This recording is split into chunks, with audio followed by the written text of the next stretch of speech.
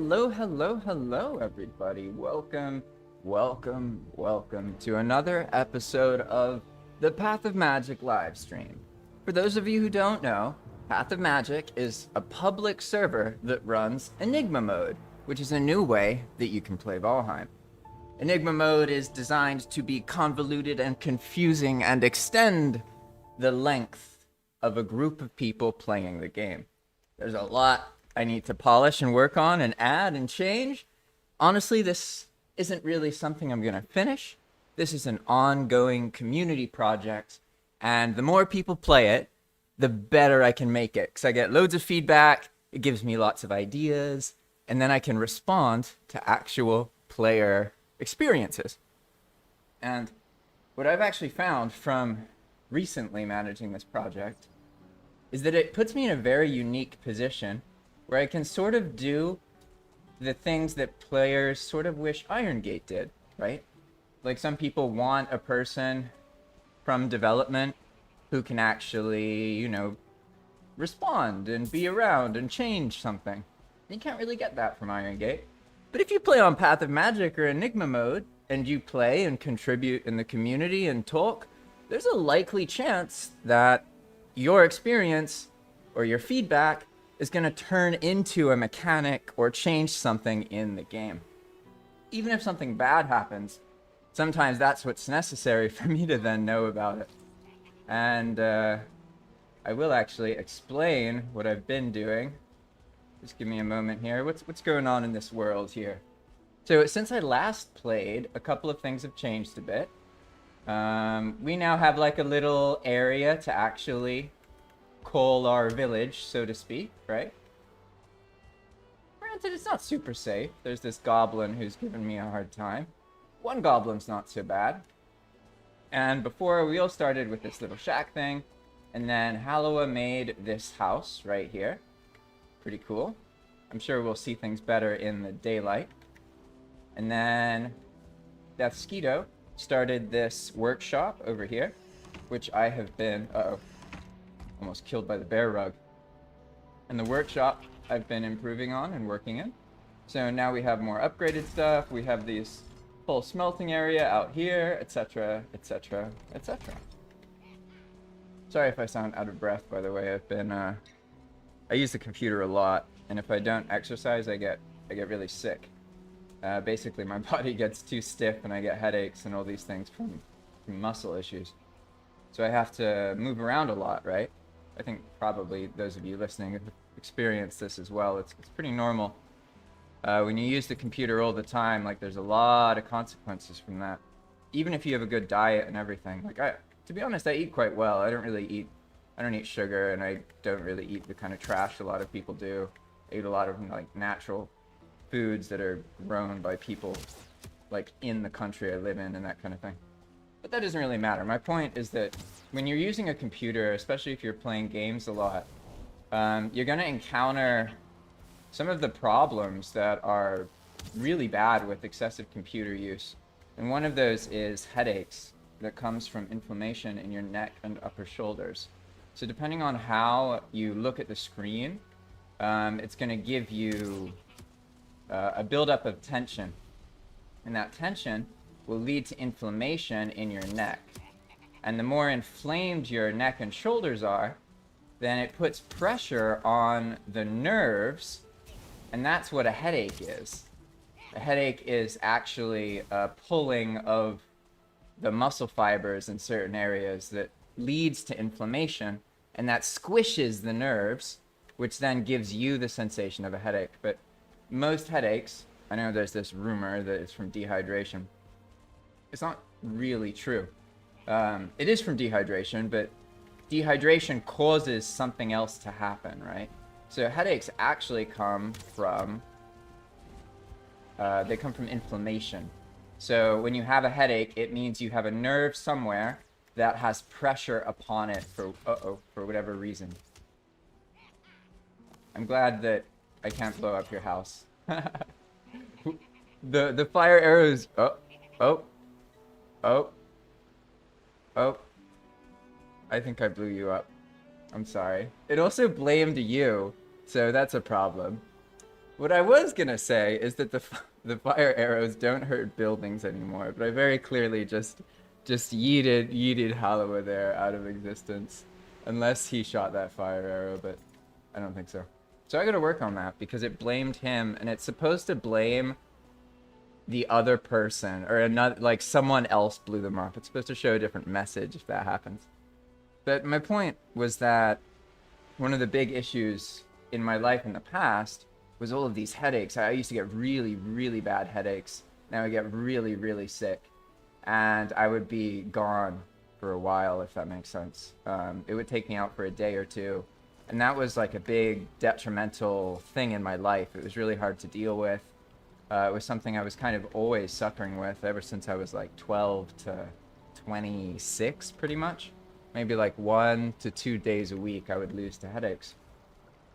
And I went through a whole bunch of nonsense and a whole bunch of doctors and stupid other things. And it all ended up being a distraction to get money from me. And I ultimately figured that out and found a way to live without receiving these headaches unless I know I'm doing something that causes them.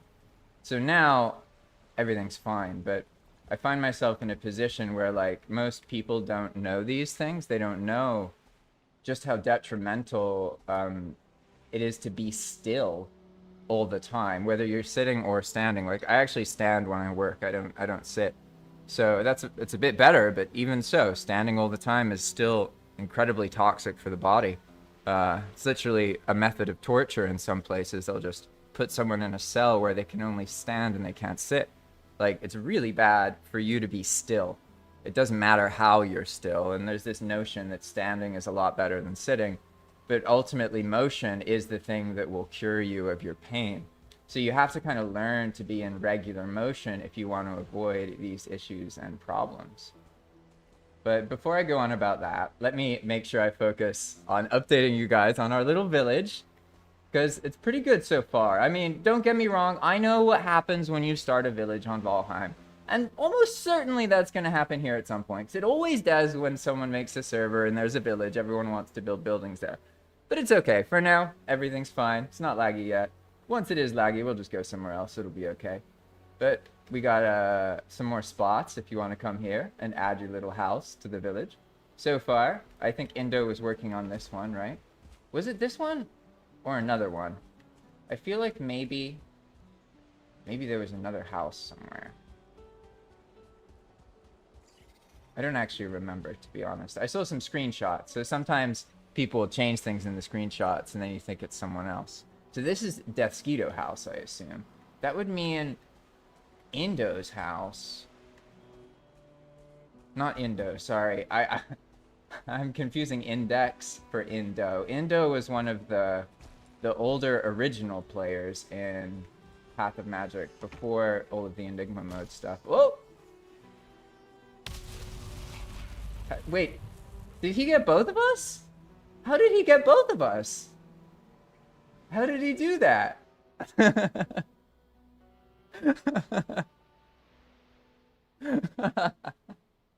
I've never seen a Deathsquito kill 2 people.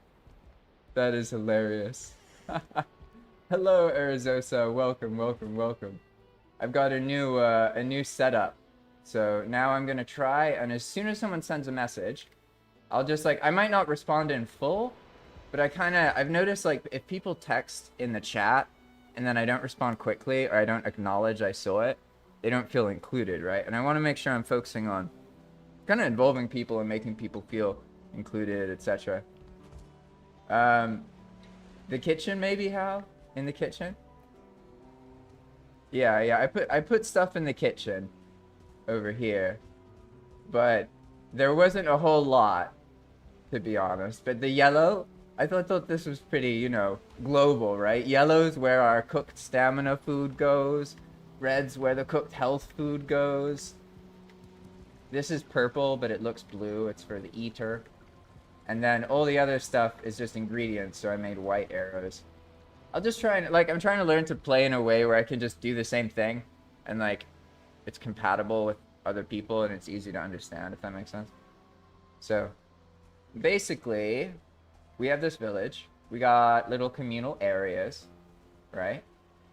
And we have a little forge smelting area here. We have our kitchen area, right?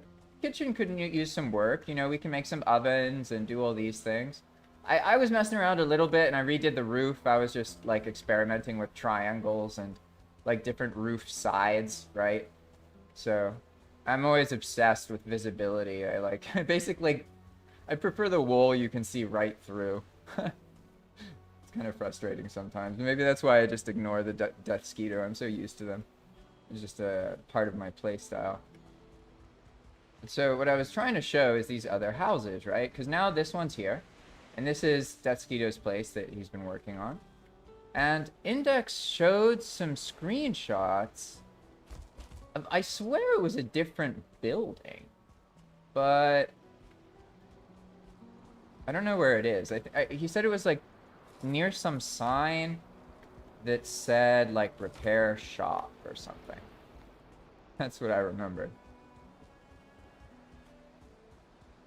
But I'm not actually sure because the background, I saw a birch tree and the plains, and that was about it pretty much. That's all I recognized. So I just know that place is somewhere over here. And this will be an interesting experiment, right? Because usually in Valheim, there's a certain point where areas start to be very problematic because of instances and people building and that kind of thing. So this time we've been just making like little small houses, and I've been telling people to just design little places. So it'll be interesting seeing like if players actually build small places, can you have an area in Valheim that has like 8 people? Because basically, if I can learn the constraints that work to have a fun experience building a village in Valheim without encountering all of the problems, then I can use that to better help other players have that experience, right? Because players will like tend to build and build and build and build, and you end up with each player having 10,000 instances in a fully end game base, right? And so if that's like 5 people next to each other, that's 50,000 instances. Even if that's spread out a little bit, that's going to cause issues, right?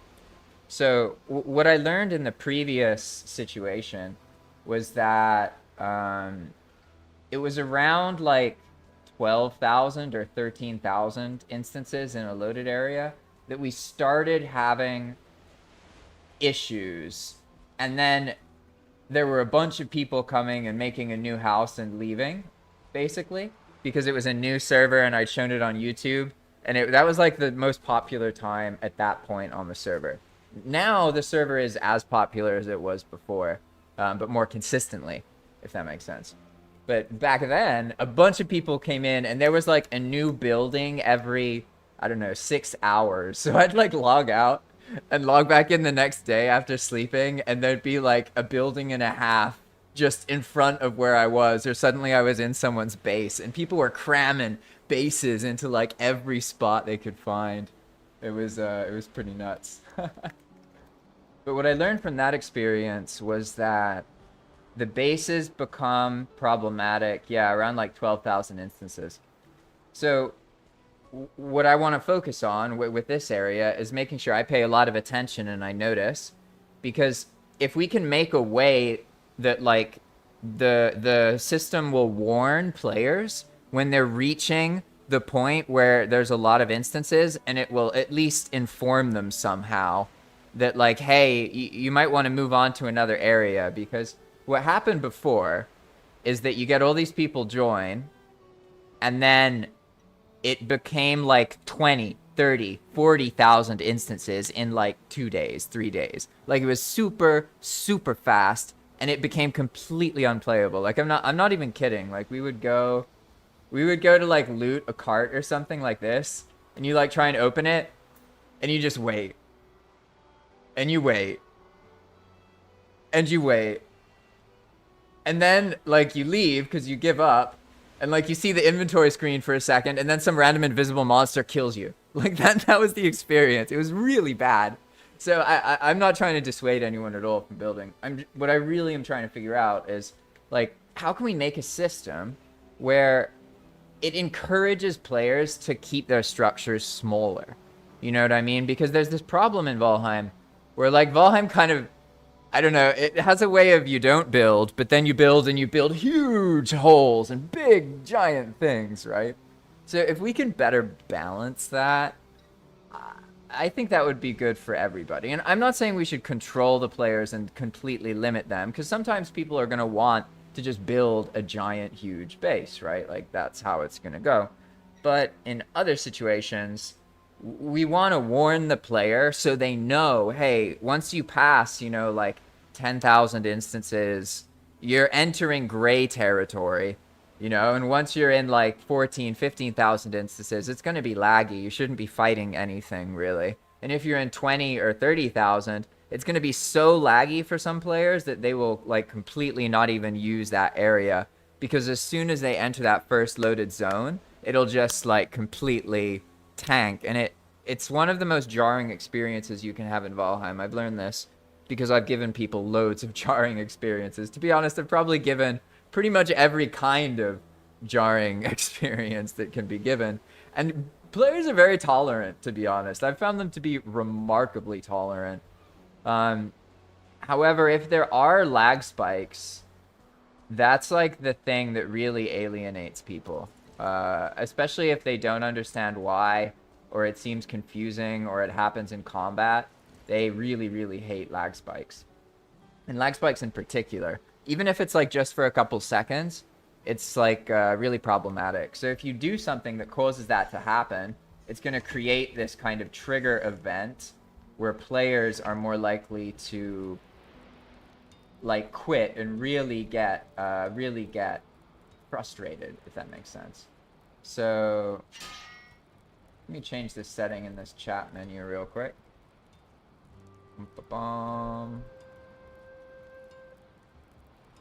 I really like Restream. I'm happy with them. I tried all these other streaming things and paid tools, and you can just use Restream for free, and like you get Twitch, you get YouTube, you get like chat features. It's awesome. Like I like it a lot, to be honest. I really like Streamlabs like professionally, like how it feels, but paying like $30 a month or whatever I was paying is not something I'm into anymore.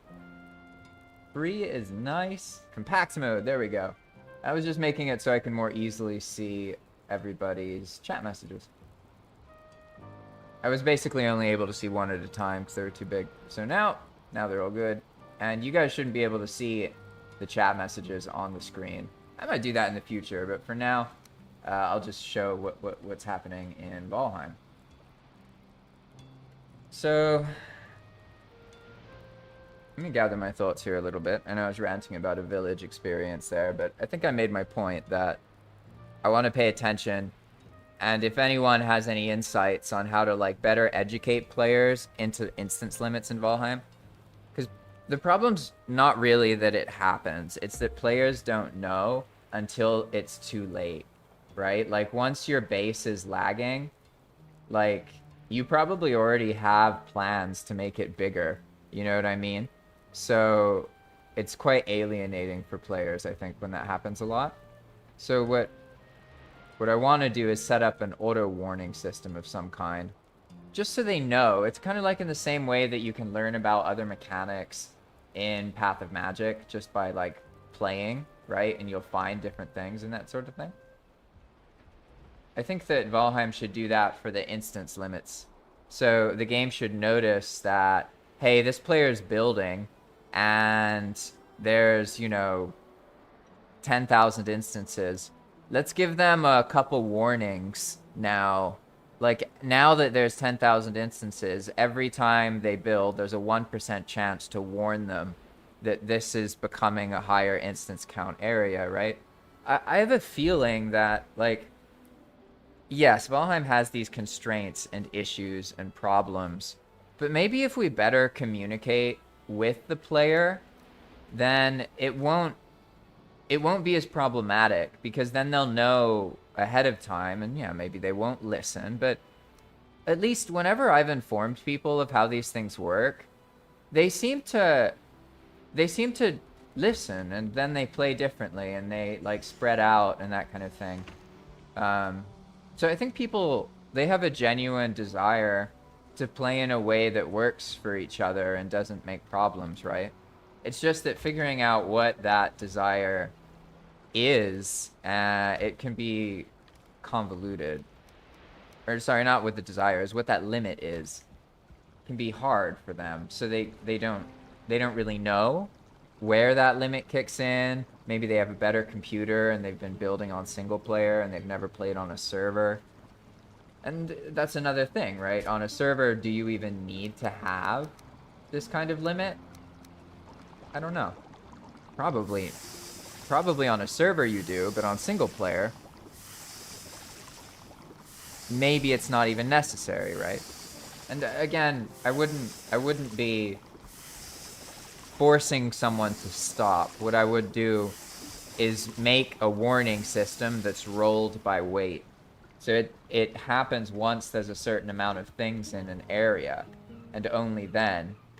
And it doesn't happen every time. So it's not like you're just going to be spammed each time. But then maybe like as it gets more filled, it gets more spammy, because that's kind of, players don't like that. So maybe it'll help push them out of the area a little bit. You know, I don't know exactly how to balance that, but we'll figure it out. For now, to give me something to do while I babble, I'm not ready to leave the village yet. I could barely handle that goblin. I've been patching and working on Enigma Mode and dealing with this cart nightmare that I'm gonna rant about, because now I figured out what was causing the problem, and it's fine. But it took like 3 hours or 4 hours last night and this morning and talking to other people, and then I finally figured out what was going on. But that was definitely like one of those things where sometimes if you're not really focused, or you work on something, like what I should have done is be smart and notice last night, this is something more complicated. If I try and do it now when I'm a bit tired, I'm probably going to waste time and do something wrong. So it would be more effective for me to do little things that don't require a whole bunch of cognition, right? So that's what I should have done last night. I had like 3 hours to do a bunch of mini patches, but instead I tried to figure out this cart problem, and then ultimately I was able to deal with it in like 30-40 minutes after I'd woken up and was well rested. So like that was a learning lesson for me, that some of the EWP scripting stuff, it's like it can be more complicated and it can also be more simple than you think it is. So if you let yourself and you work in a bad state of mind, you're going to think that something is a lot more complicated than it needs to be, and then end up wasting a bunch of time. And that's happened to me loads of times. So I'll talk a bit about the cart stuff, but before then, I've got a plan. Because we got our little village here, but what we don't have is a little garden. So why not make a little bit of gardening here, and I can show you how the beehive mechanics work. Because in normal Valheim, you have to really use a lot of farming, and it's not so bad if you're one person, but there's this dynamic in multiplayer that often happens where maybe like one person does the farming at first, and they're cooking for like 2 or 3 people, and those 2 or 3 people don't do it themselves, so they kind of take the food cooking for granted and don't realize how time consuming it can be to get all the food you need in Valheim if you're doing it completely vanilla. So the idea is to keep those constraints, if that makes sense. Like, we still want farming to be necessary and gardening to be a good source of money or not money, of food, right? But what we want to do is kind of like sailing, make it more respectful to people's time. That's the idea. So what I'm going to show is if we go, let's see, we can do, I think the bees on prices too, I think. Yeah, so we can use floor trading, and we can get 2 queen bees for 605 coins. And we've got some coins here from earlier. So all I have to do is throw 605 coins on the floor, and then type buy, and that will activate, and then I get the queen bees. There we go. So now I turned those coins into the queen bees. And this is the floor trading system. It's like kind of a backbone system of Path of Magic that allows you to acquire building materials anywhere in the world as long as you have coins. It's meant to simplify the process and add to the convenience of building so that you can enjoy that part of the game more easily. But as I was talking about with the farming, in normal Valheim, you have to make pretty big fields, and you have to, like, straight up farm. Like, you have to really make a lot of food. And I like that idea a lot. But I think it's overtuned. And it requires, much like sailing, could be a 20-minute thing, or an hour or 20-minute thing, just purely depending on the RNG of the wind direction, right? Or maybe the serpent spawns along the way. I like making things happen quick, happen fast. So, like, yeah, you went out sailing and had your adventure, but probably you died in like 20 minutes. You know what I mean? Like, also with the boss fights, it's like 5 minutes, 10 minutes, 15 minutes. Those are the longest boss fights you can have in Path of Magic or Enigma Mode, because you have to kill them before you're able to actually... I'm sorry, you have to kill them before the timer runs out, or else they disappear. And I like doing things this way because even though the Path of Magic experience, the Enigma experience itself, is highly unpredictable, I try and really, really boil down and lessen those parts of Valheim that require just huge amounts of your time that maybe you don't, you feel forced to do, right? And so for me, sailing and farming are big ones. The farming is awesome. The planting is awesome, don't get me wrong. I'm not saying it's a bad system. I really like cooking things. I enjoy putting stuff in the oven. Like, I actually like it. It's awesome. They could just do 2D UI stuff, but they have a 3D oven. You have to move things around. Like, I love it. It's great. I also like putting the things on the hooks and the meat and everything. So I'm not dissing that system at all. But basically, in normal Valheim, you have to make a lot of stuff. You can't just plant like 1 or 2 carrot seeds, a couple onion seeds, and then be on your way. It takes a lot more than that, right? So that's where the beehives come in, because basically there was another script shared in Valheim World Editing a while ago, and it was called Pollinated Beehives, something like that. So basically what you do is you make a beehive, and we're just going to make some little like wooden post here real quick. I apologize for my slowness. And it's usually good to make the beehive in the center of an area because everything that grows near it has a chance to give you exponentially more produce. So we place the beehive, right? And this is a system that is a fusion. So this part I'm about to show you is a script that someone shared. I think it was Architect in Valheim World Editing, if I remember right. And it makes it so that when you have beehives, the crops nearby, when they grow, they can become pollinated. And then they give you like 3 times as much loot or whatever it is. It's a really cool mechanic. What I've done on Enigma Mode is take that script, and then I'm obsessed with bees. I love bees in real life, especially like stingless bees. They're local in Nicaragua. There's loads and loads of different species of stingless bees. I have a stingless beehive. I love bees. They're really, really cool. I love learning about their behavior and everything. So what I did is I took that idea of like, okay, the beehives are now useful. They help solve this item management thing with the plants, because you can still make your big garden, but you don't need to harvest the entire thing every time you plant something and every time you want food. You can just harvest like 3 or 4 crops and you're good. Like, you'll get like, you know, a stack of carrots from 1 carrot, you know, like it's loads and loads and loads. So you just don't need to make a whole bunch of it. And I really, really enjoy the planting more and sailing more when I'm in the mood for it. You know what I mean? And like that's kind of what Valheim does normally, is it like it doesn't really care if you're in the mood or not. It's like you ran out of food, so you're in the mood to farm now, bitch. That's it's the way it treats you, kind of. I don't really like that. I prefer it if when I do farm or when I do plant or when I do sail, it's because I'm choosing to and I'm genuinely interested. So like from my perspective, Valheim needs to kind of nourish me into finding out how I feel right now and then allow me to go off and do that thing.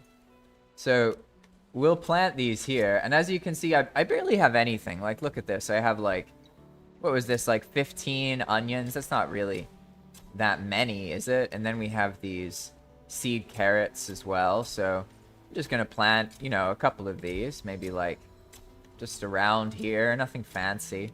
We're just, you know, planting carrots. Don't have to make some big field. And that's it. That's all we can do right now. We got our onion seeds and our carrot seeds. So soon, in one generation, right, we can continue. But when that happens, I'll show you why it's a lot easier when you just use these kind of scripts. It really does help, because it also helps relieve you of the sort of item management issues as well by like making it so it drops in a full stack just once, instead of you having to click 50 times or maybe, you know, 15 times if you're using 3x. There's a lot of clicking and, you know, farming in these things. So it helps reduce the inventory burden as well. And that's also where the carts come in. It all like comes together and boils back down to sort of attempting to give more relief to the inventory burden. And I'm not saying I've figured this out. I'm fully aware that Valheim has an inventory problem, and I have added a bunch of different drops so players' inventories fill up fast. Like, I'm not saying I've figured it out. Don't worry, don't worry. I'm just explaining the thinking. And I see you talking fire. Welcome, welcome, welcome. Yeah, the beehive scripts are really cool.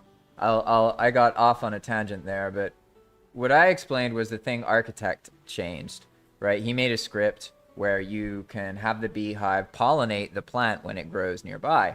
And that happens on the growth stage. You'll see it later. But what I did is I then was like, okay, so what if these beehives were like actual beehives in real life? Well, that means they need to be able to grow. They need to be able to get sick. They need to be able to give more, like be more rewarding, right? So essentially, when you start, I changed all the messaging of the beehive. So it's like, okay, normally you have a beehive, but now you interact and it says the small colony is sleeping. And then when you inspect, you see it says new beehive. And then, oh my God, that was so, okay. That is just a rolled chance. I did not make that happen. That was so perfect. That was incredibly perfect. But basically, after you've placed the beehive, as you behave and do things in your base, it's going to grow. Or maybe something bad will happen to it. You never really know. It's usually something positive. So the more it grows, the more honey it gives, and the faster you get the honey. Make sense? Now, it's still nighttime, and the bees are sleeping. But see, now it says the colony is sleeping. The wording has changed, right? And also growing beehive. I want to make it really clear to the player, because remember, whenever the player is playing a Valheim project, even if they know you have a modded project in their heads, they're playing vanilla Valheim. That's what they're doing. So you have to accommodate that, right? You have to meet them in vanilla Valheim and guide them through the changes that you've made, right? And Fire says, I apply the same concept to development. Find out what I'm in the mood for now and run with that. It helps that the list is so large and there's so many... Oh, man, yeah, I know what you mean. Yeah, the list is large and there's so many things to do. Yeah, that's what I was talking about before you got here, that I made a mistake yesterday. Exactly what you're describing with the large lists and lots of different tasks, but you have to pay attention to how, you know, your cognition and your state of mind, and only do the more complicated tasks when you're more energetic or you're more fresh-minded, whenever that is for you, right? So for me, it varies, right? It could be at night, if I took a nap in the afternoon or something, or it could be in the afternoon, or it could be in the morning, depending on my schedule and everything.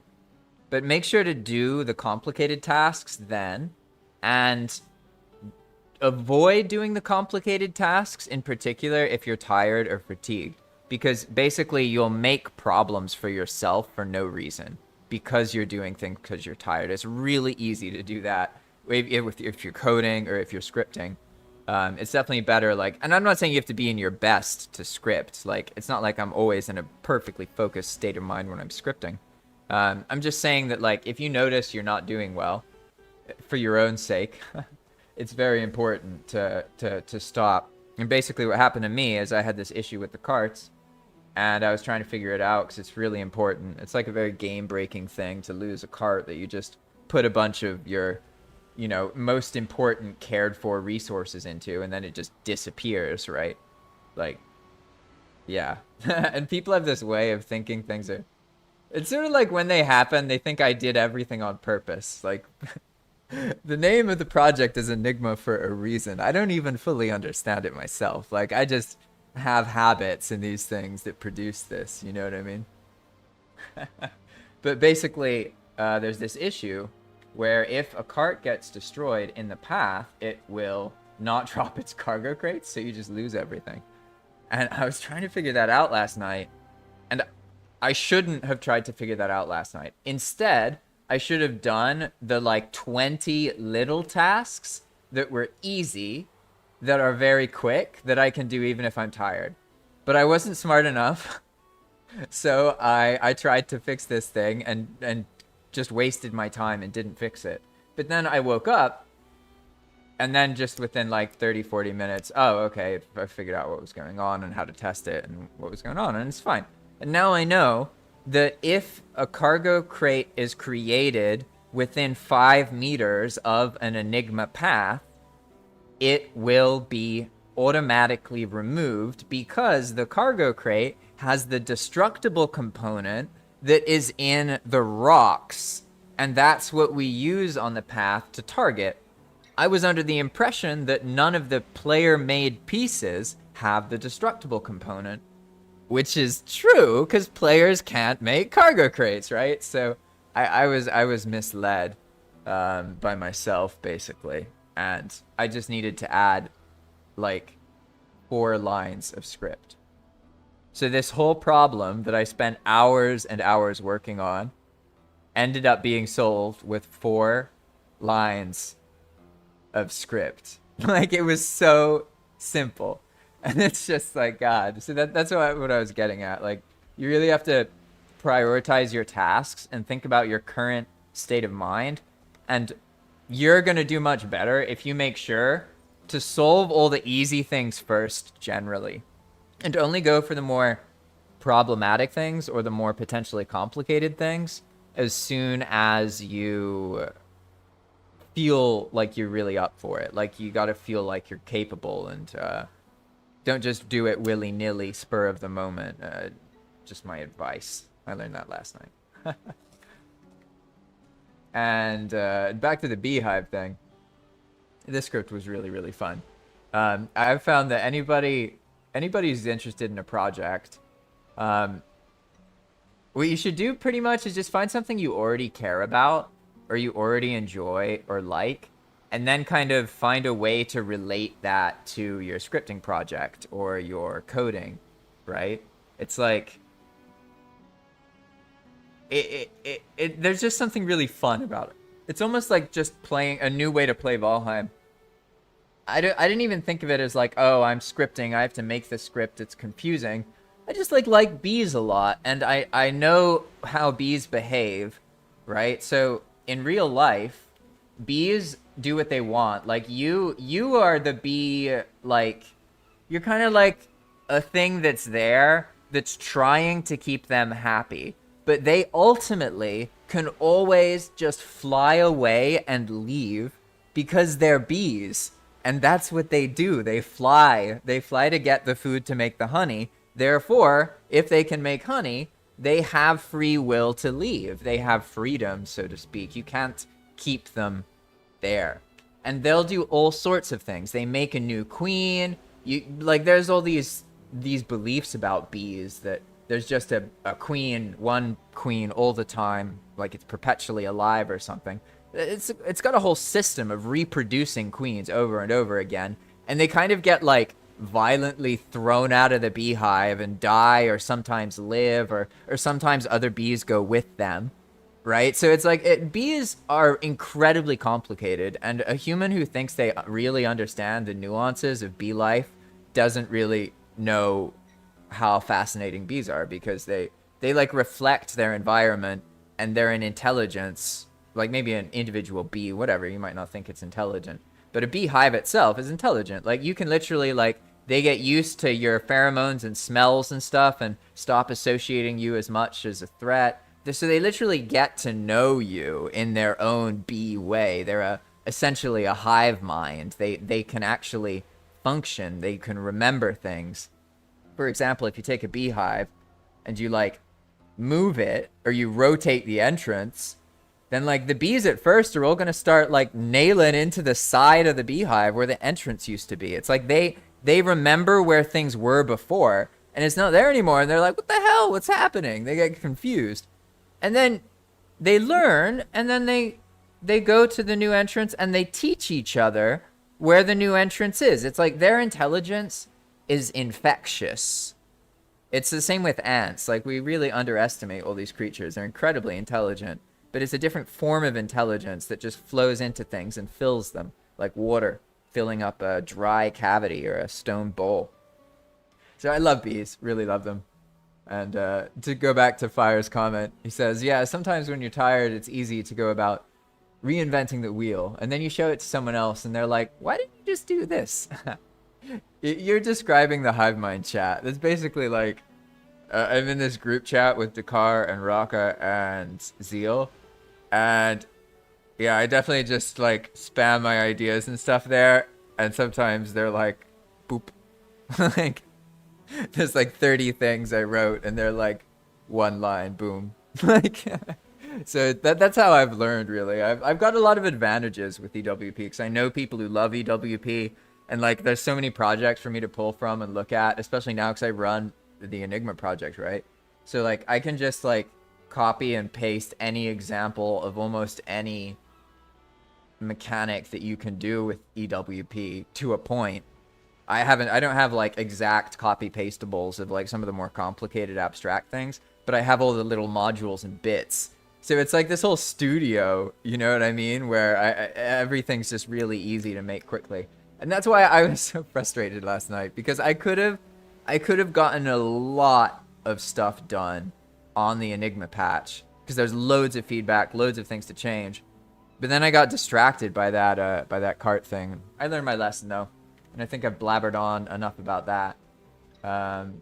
See, I can look around a little bit, see. Still no honey. But the beehives grow and they can move around as well. So they don't just grow. I think everything should be a give and a take. Make sense? So, for example, fire arrows, they're really, really awesome. Fire arrows are great, right? But you can, you know, hurt yourself with a fire arrow, and it's really easy to just end it, and then you get wrecked. Wrecked. See, that time it was accurate. And what I found is that literally makes fire arrows more fun. We had all of the elemental arrows without any player damage. And it's funny because people, it's like instinctually people would prefer that, sort of. But then when you actually play, they feel less powerful. It's like they need to threaten both you and the other person. Or sorry, they need to threaten both you and the monster to feel powerful. Because what I found is that, yeah, when the fire arrows couldn't hurt you, they just felt like very cheesy. Because you could just blow everything up and there was no consequence to that, right? Whereas now it's like fire arrows are great in single player, but like if you're playing with friends, I mean, I blew Hal up literally talking about this in the very beginning of this. And I didn't mean to, but I'm learning now that you shouldn't really if you're fighting with someone and they're using melee, maybe don't use fire arrows. You know, even if it's your only weapon, maybe you should just not fight. You know what I mean? And back to the bees. Give me acid, or Fishmaster said we are bee. Yes, we are. I love bees. Don't get me started. I've already babbled enough about the bees. Fire says bees are fascinating. I remember reading once that they purposely produce more honey when you're taking care of them because they recognize that you want some too. I mean, basically the way intelligence works is if there is an observable event, then there can be an intelligent reaction to it. So humans will disagree about the intention of things, right? But ultimately, if something exists and there is intelligence around it, that intelligence will be able to notice things. That is something people underestimate. And I don't know, maybe it doesn't seem like super related to game design, but game design is basically just, it's like psychology combined with government lawmaking combined with coding. That's like what game design really is. If you understand those things, you don't have to be like a master bureaucrat, but if you understand bureaucracy and the government and how it makes laws and how it fails to effectively influence people to do what it wants, then you're a much better game designer. And like you can actually think of government function itself as just like high level game design. And like that's something that's so shocking to me because from like a game development perspective, there's a lot of trying to force players to do something by just saying, fuck you, do this, otherwise you're gonna bad things. And it's like, that's just bad game design. Like you could just make it so the players, it's inconvenient for them to do the thing, like, and then they don't do it. You don't need to like convince them to be ashamed of their behavior, and it's like so incredibly dysfunctional. You know what I mean? It's like ridiculous. Too much. But now I babbled, and to be honest, I think I'm ready. I'm ready for some Valheim. It seems like I need to babble a little bit, and then I get kind of into it. But Fire mentioned turning on the fire hazard, and I like fire hazard a lot, actually. I think it's really cool. I will say, if you do use the fire hazard, I recommend you use some data to make it so that the fire doesn't turn terrain into cultivated ground. Because if you don't do that, your server just gets freaking chicken pox, and you end up spending so much time because people like don't like how it looks and they complain about it, and it, oh my god, I regret every mechanic I've ever made that has cratered terrain or made cultivated ground in terrain. Every single one. And even the paving through mountains and ravines, like that was laggy, and ultimately it wasn't worth having paved ground introducing recurring lag spikes. And I had to do that because of how something else worked, so I just got rid of all of it. And then it's way less laggy. So it's like, I don't, terrain is a finicky one, to be honest. Because the command itself, you have to have like one terrain command, and then it's like one click of a hammer, sort of, if you've used those tools. But to actually do server work, you have to do that across like large distances or over and over in these big loops. And it's like, it's tricky. It's tricky. Fire says, good game design is getting the player to do what you want while they feel like it was what they wanted to do. Yes, that's a great, I love that way of putting it, actually. I think I've heard Tim Kaine say that kind of thing. Have fun, Hal. Yeah, I know. I started way later today because we had a door frame replaced and it was really loud, so I was dealing with, well, not really dealing with that. It was the guy working, and there was assault and stuff, so I just postponed the stream until after that. And Fishmaster says that he had a buddy hit a hive with his rod while having an 8-ounce weight on it.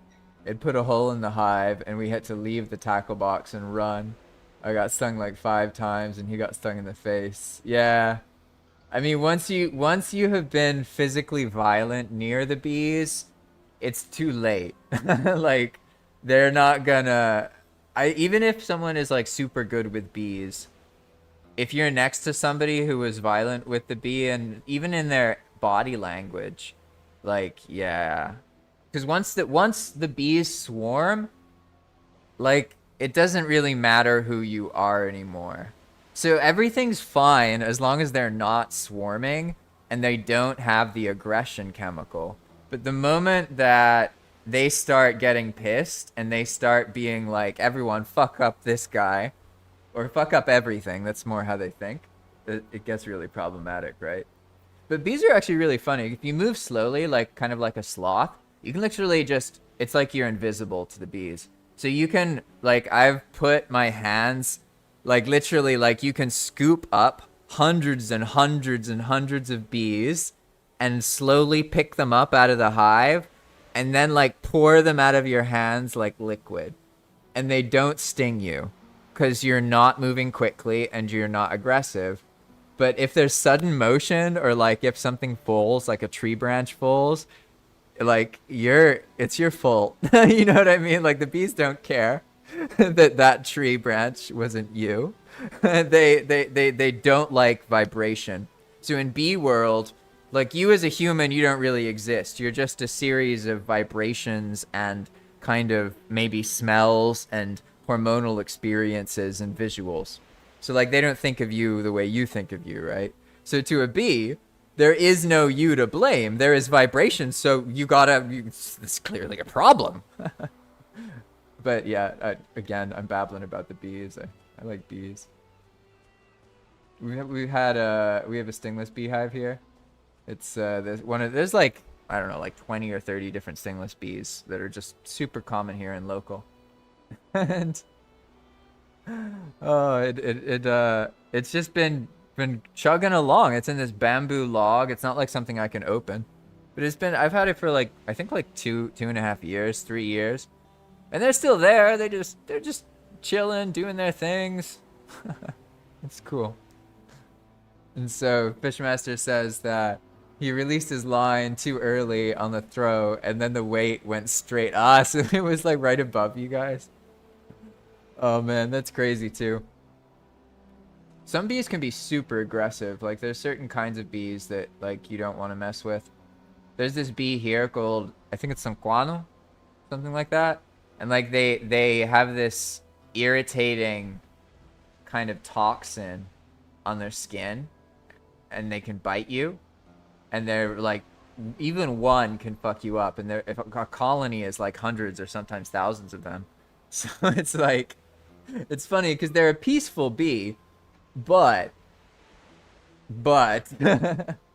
if you get fucked up by them or they get angry, like, you really can't. They're really dangerous. Basically, you can't actually, like, be safe if you get stung by a bunch of them. Whereas if you get stung by a bunch of bees, like, it's gonna be really painful. And if you're allergic, then a couple bees can give you a problem. But for the most part, you're not gonna get killed, even if you, like, you know, start YOLO punching a beehive in front of them. I mean, like, you're gonna get fucked up. Your body will be really swollen. You'll be covered in welts. It'll be painful. But that's pretty much it. It's not gonna be that bad, to be honest. Unless you have an allergy. But the other bees, they wreck. Like, they really wreck. So I feel inspired for the moment. Let's actually do a little bit of Valheiming here. Sometimes I watch Josh Strife Hayes. I almost said Josh Hype Strays.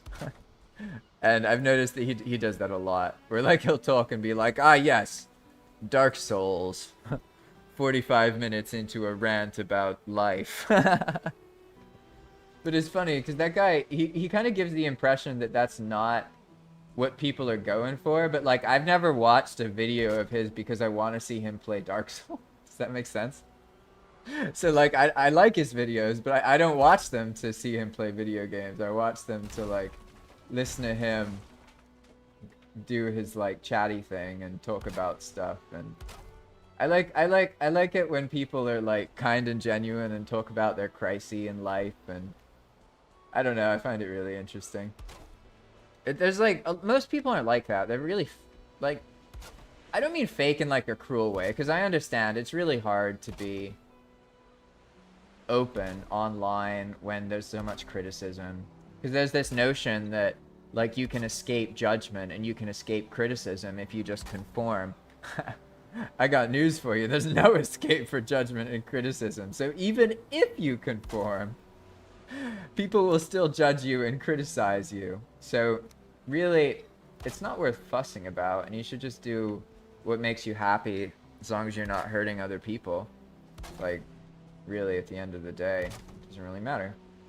But people have this, like, it's hard for them when they're talking online or they're streaming. It's hard for them to talk for real about how they feel. They feel like they have to be super positive all the time and always really happy, and it's kind of ironic because, like, the more you try and conform to that, the less interesting you are, if that makes sense. So it's like the conformity reverses itself. Kind of funny, right? And let's see, Fishmaster's talking about the beehives. It says they were chilling, and he was like, don't mess with them, we'll be fine. And then he puts a hole in it and almost pulled it down. No fish were caught. You know, it didn't occur to me that you enjoy fishing in real life, but given how much you fish in Valheim, that makes perfect sense. I don't know why I didn't think about that, to be honest. Fishmaster is really... I think you've been the player who's fished the most that I know about. There have been some other silent players who fish and mention it a little bit, but not a whole lot, if that makes sense. So what I was talking about with Josh Strife Hayes and why I like his content is because, like, it's kind of clear that he's in this kind of like crisis, if that makes sense, where like he's streaming, and at this point though, like, he's kind of over that. It's new and it's not really what he wanted to do, right? He wants to like act and do these other things, and there's this unsettledness with what he has in these things. And like, I love it when people, when like you can watch their content and get a genuine sense for what they're going through. And very few people are like that. So like, I personally, I'm always drawn, even if I don't like engage or like the content that a person makes, if they are like honestly articulating their struggles and what they're going through, I usually get pretty interested, to be honest, even if I don't like even play the game they're talking about or relate to what they're talking about, right? 'Cause myself personally, I gave up on societal nonsense a long time ago and pretty much like effed off and, so to speak, lived in the third world because I found it to be much better for human life. But like, you know, that itself is a huge contradiction that will piss people off and cause them to deny me, right? But my point's that like I personally am not societal at all. I am happy to live my life, and even if I never get credit for anything, as long as I treat people well and I'm happy with what I'm doing, I don't really care like if I have a car or a house or money or these things, because I've seen that, like, I've met loads of rich people. I've done like these events where I participated in these networking events and lived with people who earn money online. I've interacted with people who earn, you know, like hundreds of thousands of dollars a month and work constantly and do all their same things. And I found personally, and this is just my opinion, they were all just as miserable as the people living in trap houses that I knew in the US. They were just like, the method of distraction was a little bit different, but people were really lost. Like, it's very rare to find people who just are able to be like, I don't need to achieve more in life because life is simple and I enjoy what is there and I will be given what I need. Like, the attitude is like not normal at all, right? Even though that's like how a human learns to think traditionally throughout humanity. I don't even mean like traditional values. I just mean like humans, when given time to themselves to reflect, solve all the cognitive issues that we are currently steeped in. And like one of the reasons that even though technology is advancing so much, but humans aren't, like we're still like suffering idiots who like shoot ourselves in the foot every morning we wake up and identify with a bunch of bullshit that isn't even real. We pay for products that make us sick for the very things we then go pay to get medical health care to get. It's disgusting. Like really, once you start learning about all of it, you see how sad life is for so many people and how abused they are and how everyone's just been tricked, and basically they believe that this thing is protecting them, but it's not. It's just some random nonsense that costs money, that involves some piece of plastic being formed in a certain way and distributed to a certain emotional response. And that's how a lot of culture is in the West. It's become incredibly toxic. So, like, from my perspective, life is a lot easier when it's simple and you have the basics of what you need. And for me, coming to Nicaragua is what, like, enabled me to live that way. Like, that's why I've been able to just, like, work on Enigma pretty much full time for ages, for over a year now. Like, that's because I moved to a foreign land where you can get by off of $1,000 a month.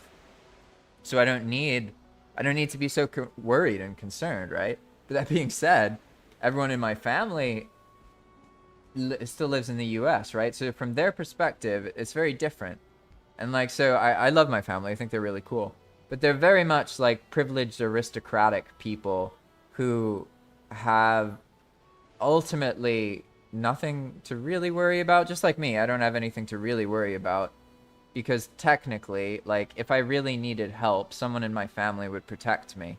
I haven't ever really needed to do that, right? I've lived away from home since I was like 16.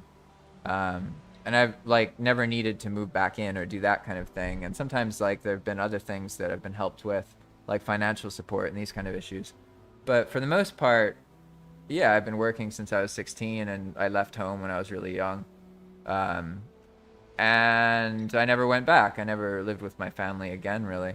And for me, like what I've been exposed to is like there's this aristocratic, privileged life, but the very act of engaging in it will cause you to become a person who doesn't understand the basic struggles of most people.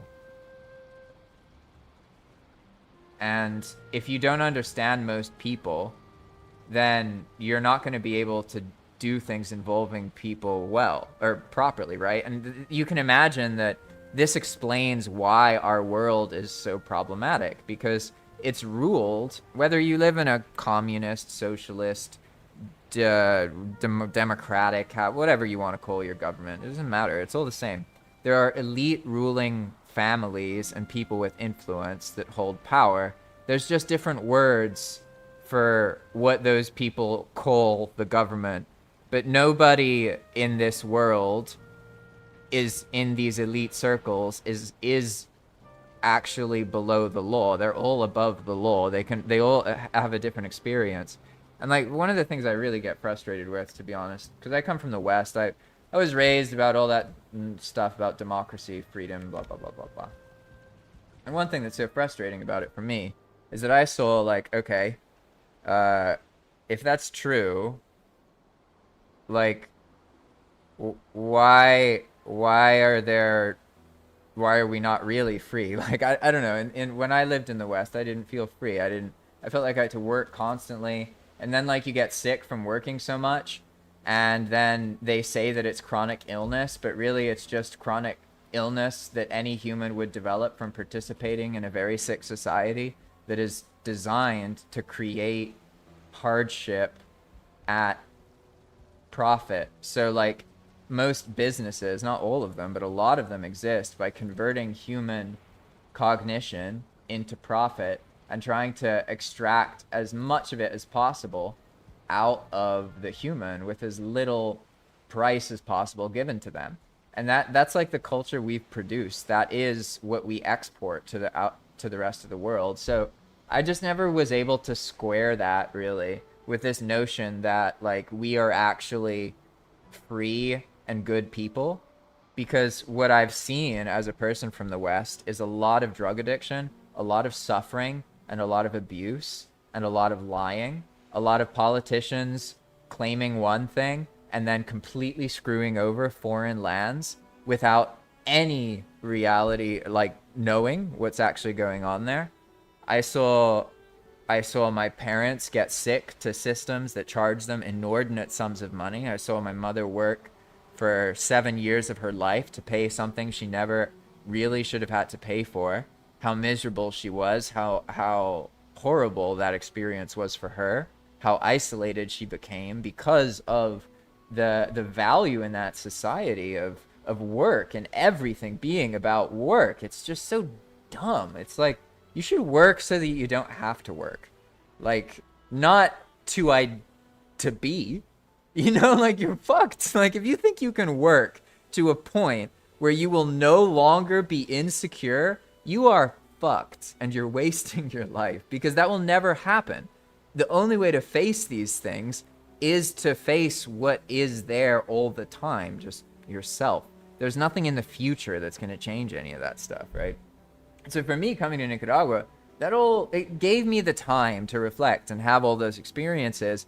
And that's why, like, I'm able to produce something like this, that, like, I work better with others because I don't take as much of it as my own. I don't identify as, like, this is mine, I am the creator, because I don't know what I'm creating. So that's not even real. That's not even true. I'm just a human who has feelings and experiences, and when I play Valheim, I load up scripts and I type stuff based on how I feel. I don't actually know what I'm making. I just know in the moment what I feel like doing. And that has happened so consistently that I have this huge pile of scripts and projects that can be referred to as Enigma, right? So that is, it looks like maybe the server will crash or something. I'm getting the disconnection icon. So we'll see. But my stream looks fine. So I don't know what that's about. But I need to do some dev work at some point, to be honest. But I haven't actually played Valheim at all. I've been babbling to you guys about stuff, which I guess is fine. I mean, I guess that's kind of the point, right?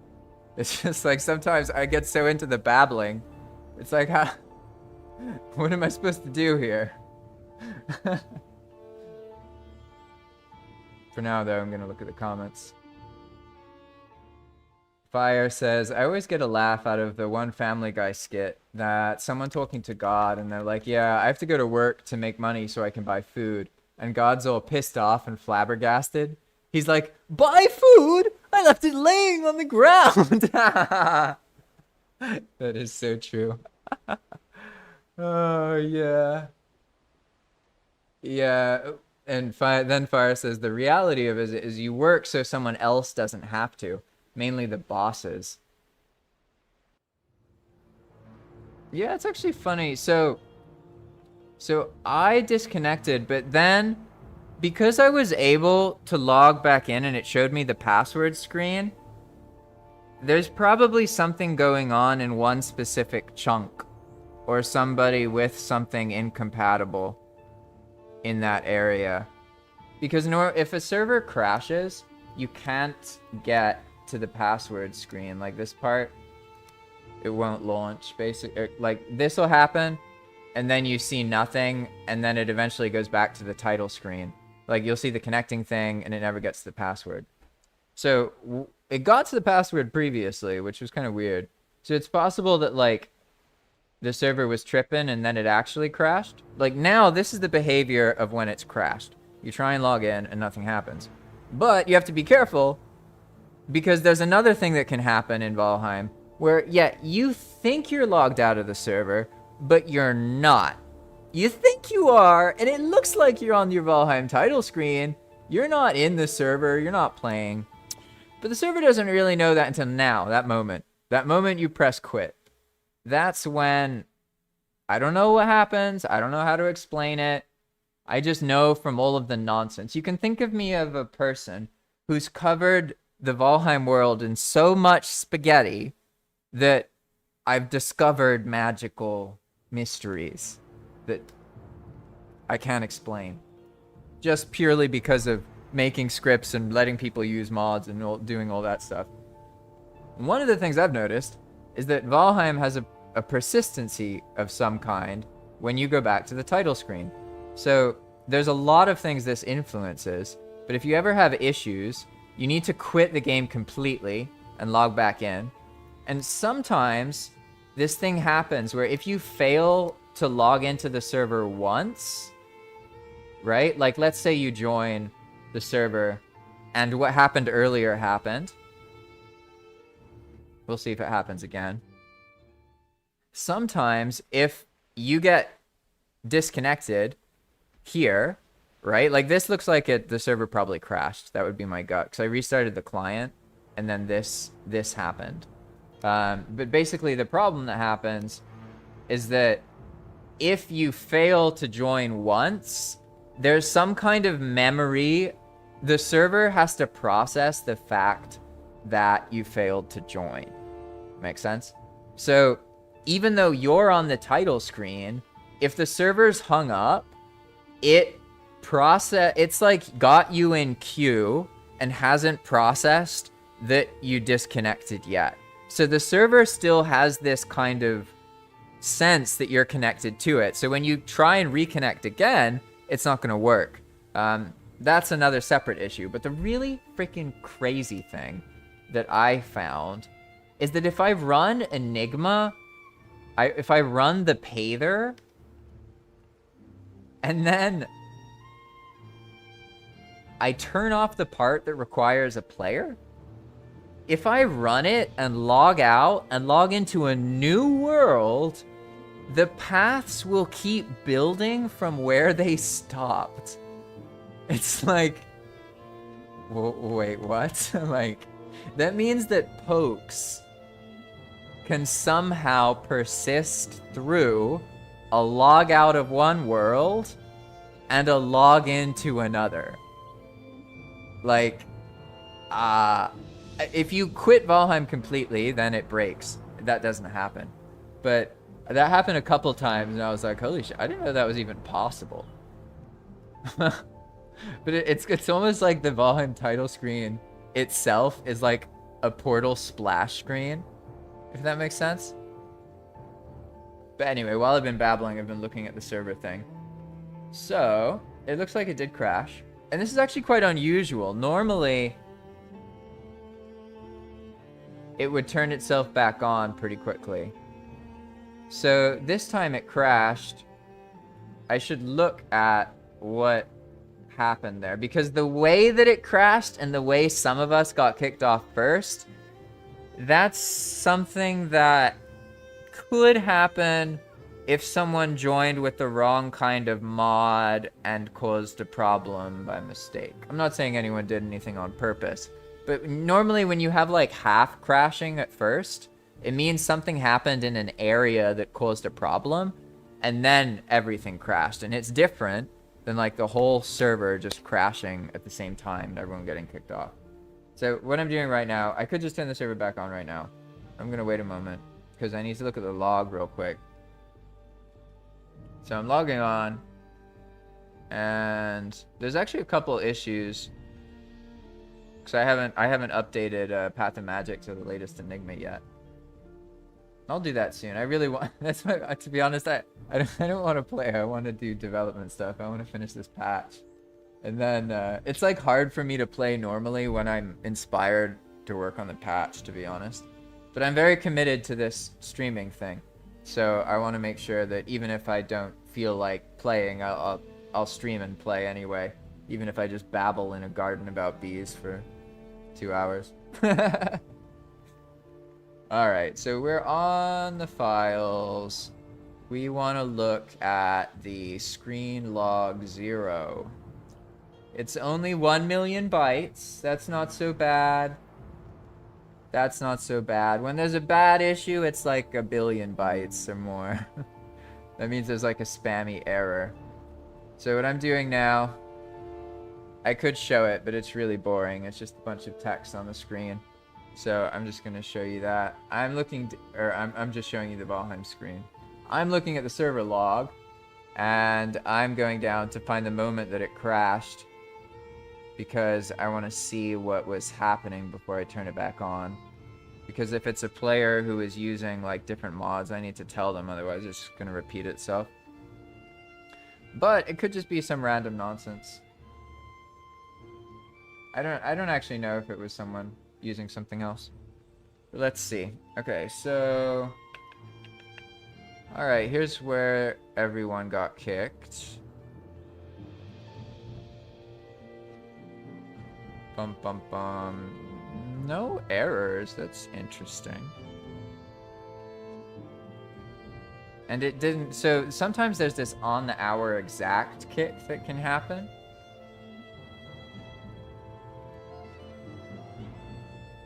Players are just talking.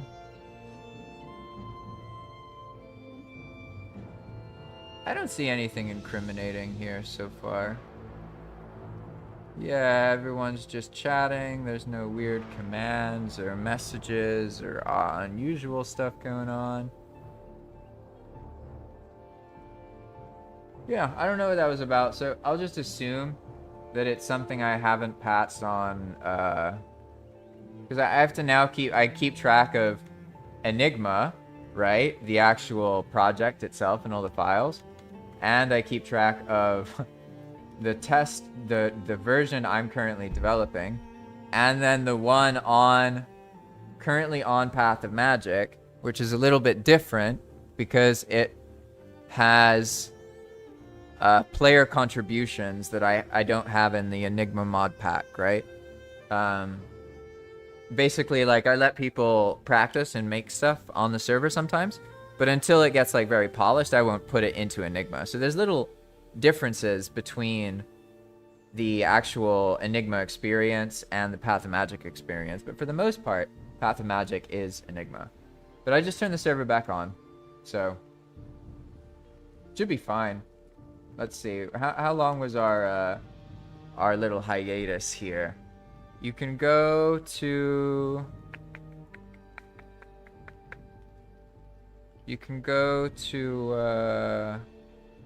the server save log, basically, anytime the server crashes, and then you'll see exactly when the last save was. So the last time the server saved was at 1:58, so about 22 minutes ago. So I've been keeping it down for how long? Let's see. I can just look at the server chat messages. This is why I love Discord. It's like basically a history log of what's happened, and you can use it to like piece things together, right? So pretty much at 2:08, the server crashed, and it had last saved 10 minutes before that, so there'll be a 10-minute rollback approximately. And rollbacks are like things that, depending on how it occurs, it can either destroy your loot or duplicate it.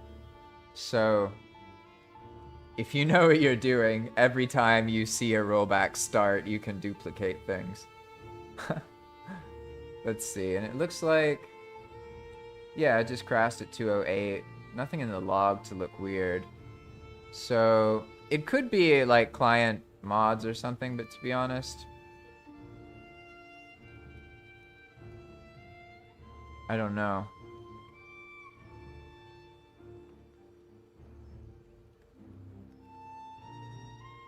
If it's client mods, it'll recur. So then we'll know. It is a lot of mods. I'm looking at one of the new players mod packs. But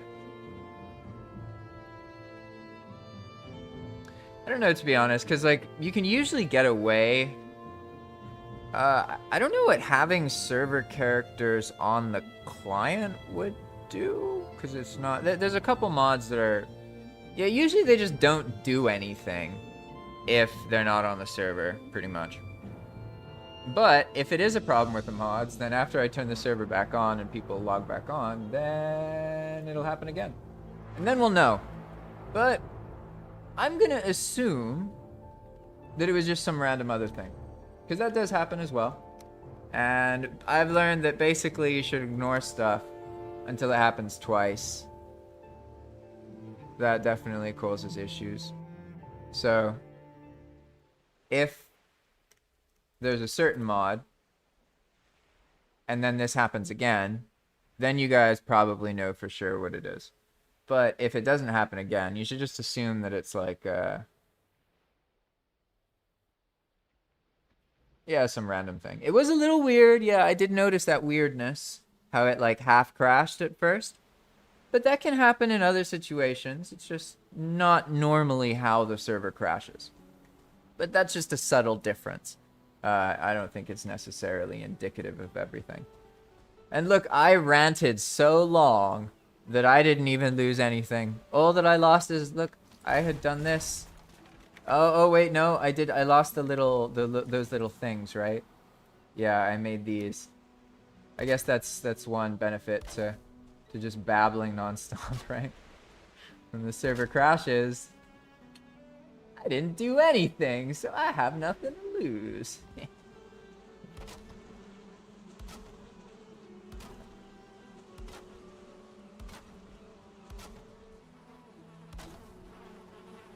I've actually been quite surprised, to be honest. Back when I started EWP, I really thought it was gonna cause more problems. But I can say with confidence that out of every problem I've ever experienced, I would say 99 or like 199 out of 200 of them were from my own mistakes with scripts, not from Yair's actual tools. His tools are incredibly effective. And like there's only like maybe once or twice, maybe, that there was something he did that caused a problem. It's almost flawless. Like the problems come from Valheim and the scripter, if that makes sense. But players won't know that. They tend to think things are unreliable. They don't realize that it was an unreliably written script, so it's a skill issue. Makes sense? And hello teens, welcome. Glad to see you back here. I know this is quite later than normal. Honestly, I'm not too worried about it. I know that if I was really trying to grow the live stream and reach a bunch of people, it would be really important that I stream at the exact same time every day. But I just want to be able to like better connect with people and be consistent. And I know if I actually have to stick myself to something like that, it's not going to work. I have to be able to like move it forwards or later, depending on when stuff happens in real life. Like just because that adds flexibility. So probably this is going to be kind of how it works. Normally I start between 10 and 12 my time, which was like 1 to 3 hours before when I started today. But when I have something going on, I might start later. It really depends. I can get really into the streaming and then go on and on, but I also need to figure out how to like do maintenance while I'm streaming as well. Because otherwise maintenance piles up and then players like there's like a window of time you have to respond to a player's request, especially if it wasn't their fault, and then they'll leave because they'll feel like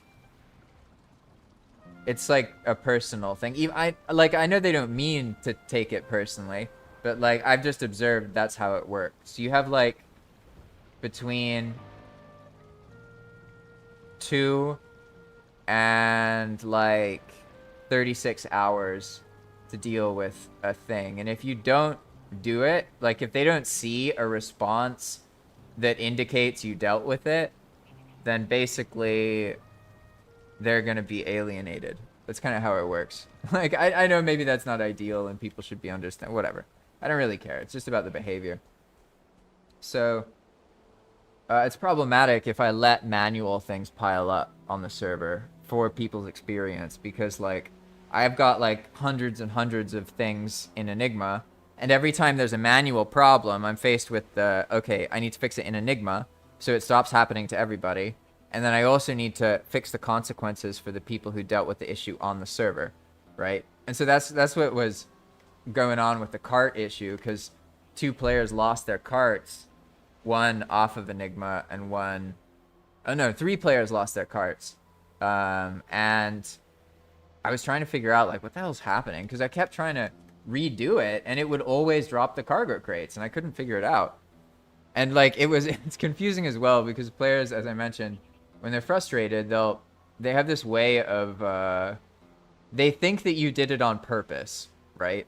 So I often have a hard time boiling down the event to what actually happened, because the player feels like they have to describe to me what they think happened, but they tend to describe something that like they just saw at that same moment and it's a coincidence. And for them, yes, this thing happened when that thing happened. But like I know that there's 100 things happening all at once in a moment, and there's so many other things that can happen. So like I don't associate this being definitely what caused it, right? But then if I don't listen to them explain what they feel like caused the problem, then they feel like I'm not listening to them.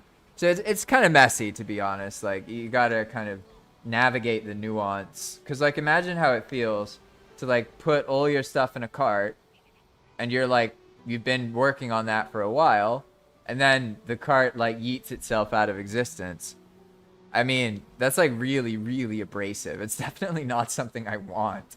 And it's really funny, to be honest, in an ironic way, because when Iron Gate got Valheim popularity at first, the whole focus for like I want to say like 6 months was tombstones, because people kept losing their tombstones, or the tombstones would get deleted, and it was so jarring and abrasive to like lose all of your stuff and not be able to get it back without Devcommands, that was like a huge issue, right? So they prioritized fixing it, and to be honest, they did a really good job. The result is now these days the tombstone system is really effective.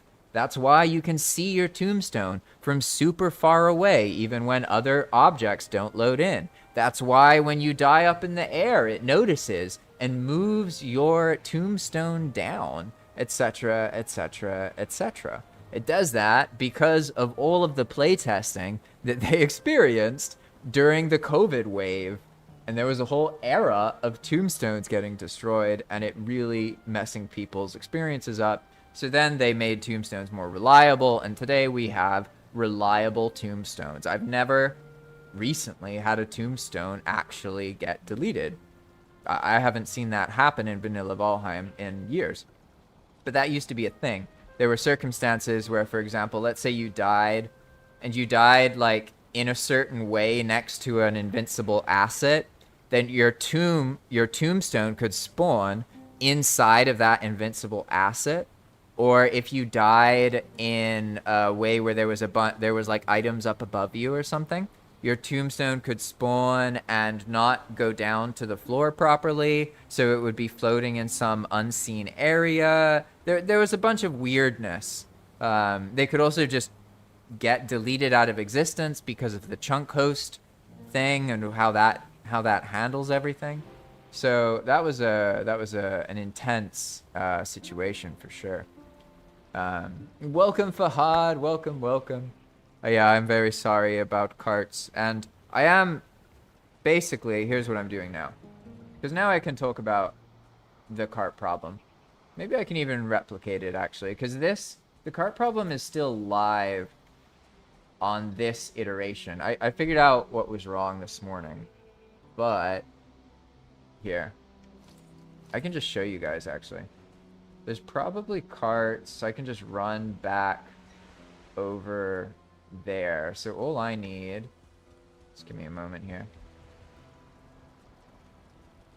Wait, am I actually rested? I can't actually tell because I have this chat thing above where my rested buff would be. I am rested. Okay, let's not have the chat right there. 1 second. There we go. Okay, now I can see my rested stuff. I have rested shelter fire. Nice. Okay. So I'm going to go show you what was going on with the carts, and I'm going to explain how everything worked, and now I'm ready to deal with that. And that's going to be the whole thing. I'm sorry I haven't really built much. I do want to play and build, but I want to like get Enigma. There's like a lot of little tiny things I can do that make sure that people have better experiences that are really easy and really fast. So that's like what I feel like is more relevant.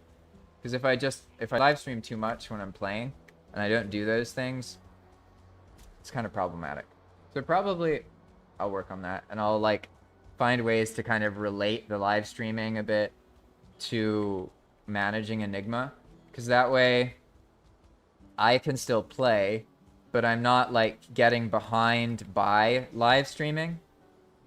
If that makes sense, I can do something where I live stream when I'm not busy with Enigma work. I just play Valheim like on this character progressing, right?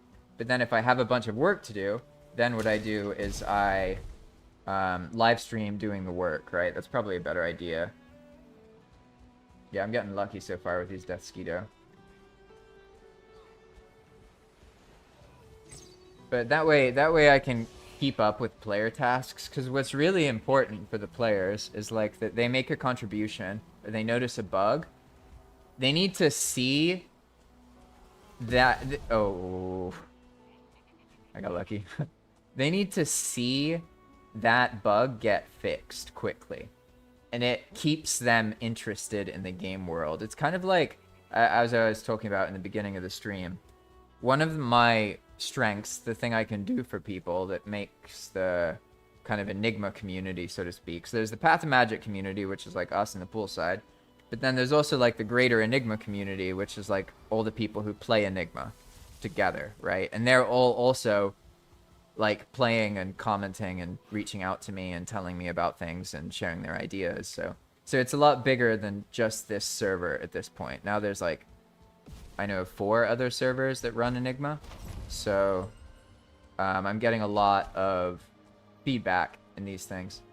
Yeah, that's a good point, teens. I think you're right as well, and that it might, like, being able to mix the playing as well, because I'm pretty sure it's more interesting to watch me develop and do maintenance than it is to watch me try and play Valheim while I rant about other things. Like, I'm not saying that's bad.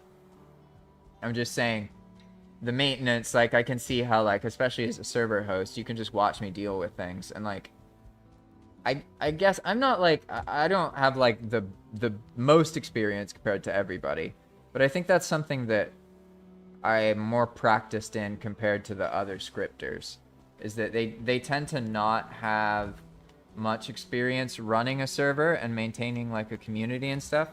Scripters usually, not always, right? Because like Zeal and Raka, they run servers as well, and they have players on their servers and stuff. So I'm not saying everyone's like this, but what I'm saying is that people,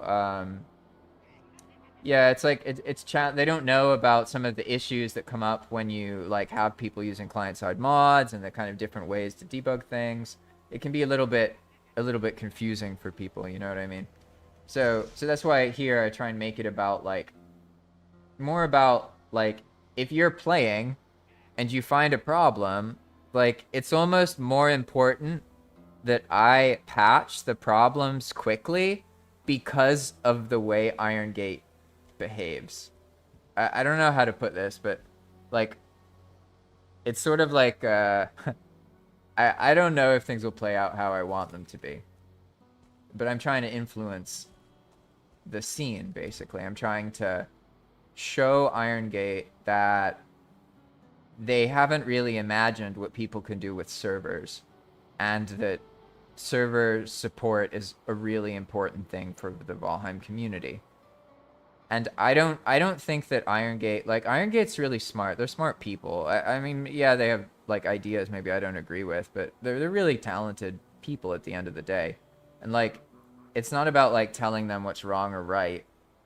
Like, even if someone were to like get in a conversation with them and then talk to them about things that the players felt, that's not the way to go about it. It's about encouraging them and showing them how much you love the game in a very respectful way. And so like what I'm trying to do basically is like make a version of Valheim that is so good at relieving some of Valheim's core issues that it can't be ignored, right? So what you're seeing now is just the spark. It's attempting to spark and then ignite something much bigger. But I could have to keep trying to spark for like a year, 2 years. The project needs to keep growing and evolving and getting polished. And so there's a lot that goes into this. It's sort of like a social engineering project. It's not just Enigma. Enigma goes past its script, if that makes sense. But, oh, one second, let me explain this.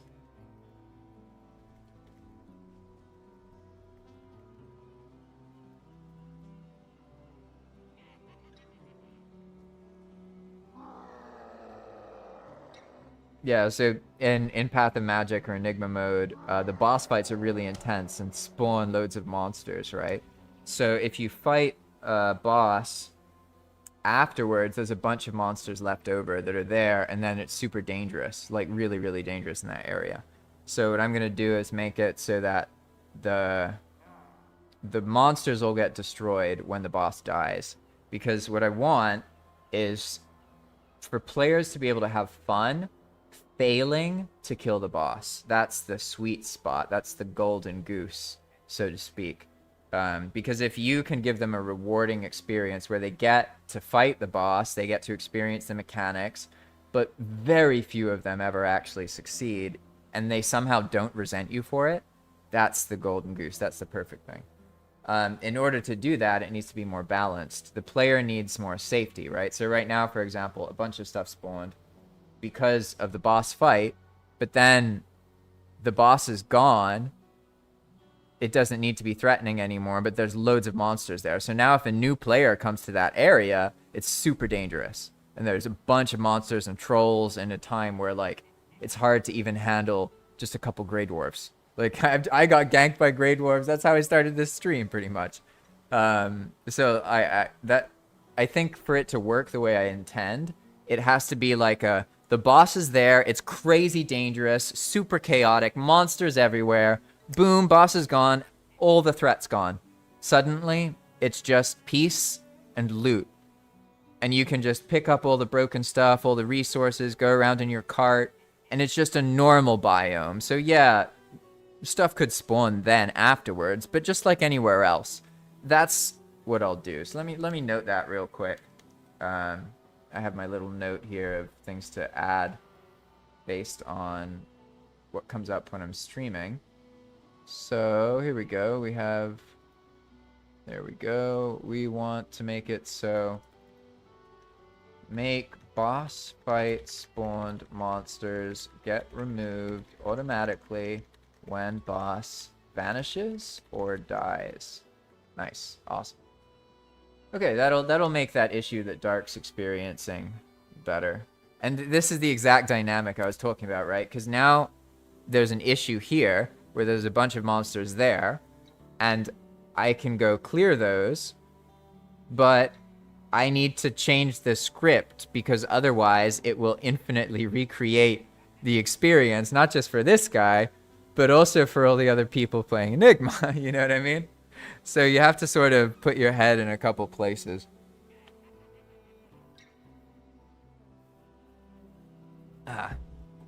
And let's see, I was talking a bit about something. I feel like I didn't finish making my point before I addressed what Darko was talking about. Development. Oh, yes, yeah. So it's really important. And again, this is something I'm not yet as good as I want to be at. It is really important that when a player submits feedback, within like a couple days, basically, maybe a week at the most, it's real and in the game if it's a problem. If they're suggesting an idea, I literally can't just do all the ideas people say, because players don't, no offense to players, but they don't think about game design. They think like, oh, this is a cool idea. I like the effect of this idea. But that's not how you do game design. You have to identify a problem, and then the mechanic, your idea, is a solution to a problem. It's a game full of problems that we're fixing. So there's a lot of cool ideas, but they're pointless unless they're based on fixing a problem that already exists. And I'm not saying they're bad ideas. I'm just saying that, like, you have to really think a lot about the influence on the player in these things. And generally, when people just have ideas, they tend to not think about, like, the long-term implications, right? So normally I'll take what a player has, their idea, and then I'll just put it in the game, kind of see how it feels, and then adjust it a lot, like maybe iterate it like 10 times, 20 times. But I was going off tangent there. That's not what I'm trying to talk about. What I was trying to talk about is this like magical thing that kind of happens because of the reality with Iron Gate and how they develop. They've basically made this vacuum. I didn't realize it before, but I can sense it now because I've been in the scene and I've talked to a lot of people and I understand more. But they develop so slowly that their players lose interest before they should, simply because it seems as if Iron Gate isn't reacting. So that's what I was, do you see how this is kind of, it's related to what I was talking about earlier? About how players, they need, once they submit feedback, if they see that get changed, holy crap, the immersion, boom, suddenly they're a part of the whole world. They're a part of that process. It's very important. It's incredibly important. And it makes them play more. Even if you don't, like, fully do what they say, it's just like players want to feel like their gameplay matters and does something. So when they find something and they tell you and it happens, it gives them what they want from Iron Gate. Does that make sense? It gives them what they're looking for. And I have a theory that even if Enigma Mode is like totally great and everything's awesome, I don't think that alone will be as powerful as it needs to be to influence Iron Gate. If I really want to influence Iron Gate, then basically what I have to do is make it so that the players get what they want from Iron Gate from Enigma Mode. Make sense? Hey! Alright. Now, because it's happened a second time, I would assume that yes, this is a client mod thing from Darko. But I don't know which mod, and right now I can't really work with you and figure it out. So I would just listen to the other players and see if they can help you find out which one it is. Because it's definitely unusual. And so if you went into a tunnel, because I think that's what happened, right? You went into a tunnel and it crashed a bit afterwards. Basically, there's times where the server will try and write data to the player.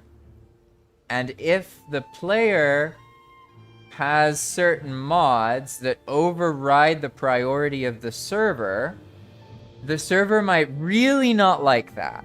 And it can make it hang or crash, right? In this case, it's probably just one mod that is causing a problem.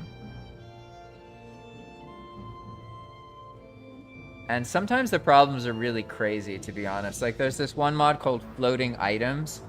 And if you use floating items, then if you're the chunk owner, the clients who come into your chunk who don't have floating items, everything's gonna be fine. Then they're gonna jump into your boat. Everything's fine, right? But then you jump out of the boat and you fall through the world. Like literally, the terrain normally holds your feet, it doesn't. You just fall all the way through. That's what the floating items mod causes to happen. So there's a couple different things like that can occur. And another thing that I would now assume this is mods because it's happened a second time. And also, I haven't seen any errors. And like if I make a typo in a script or something, then there's an error. Make sense? But here, let's see, everybody got wrecked. I see everyone getting disconnected.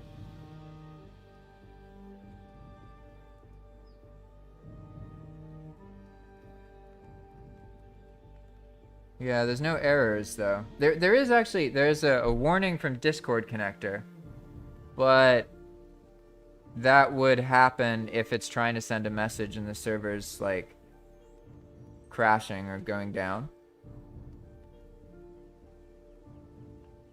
So I would assume it's something like that, to be honest. Although this time, let's see, I can't even turn this on.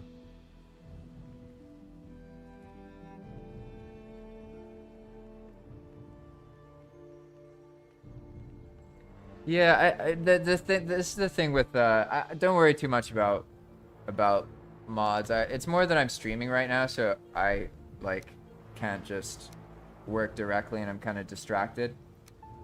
But normally it's just one thing causing a problem and it's not even that much of a deal. But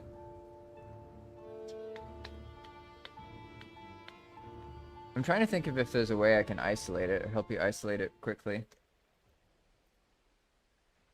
This time I don't think the server actually crashed fully. It hung and then kicked people off.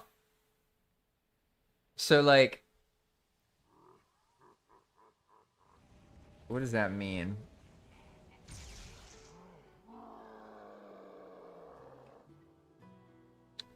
Yeah, and Deathsquito didn't disconnect.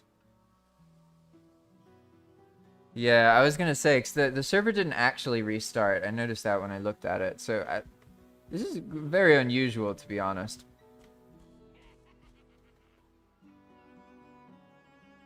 What's this? Oh yeah, I think I'm holding Alt. Yeah, there we go. Okay. Well, whatever. I'm just gonna go forward, and now I'm gonna show you the cart thing. And I'm gonna explain what was happening and how to fix it. So first, let's see. Do we actually have... Can I like make any? I assumed there would be enough stuff to make a cart here, but I'm looking around and I'm wondering now if that was a bad thing to assume. What do we have? We got fine wood. Yeah, we'd need some bronze and some bronze nails. I guess, oh, I know what I can do. One way to do it. Alright. Now we have bronze nails so I can make a cart. Now I can illustrate what happens. Because I know exactly what goes on now. Here we go. We have our cart. Let's get some more wood action here. There we go. And alright. You make a cart. Everything's good. You got all your hopes and dreams in your cart. La la la. Everything's fine, right? Until the moment that the cart gets destroyed and it's near this Enigma path. Watch what's gonna happen.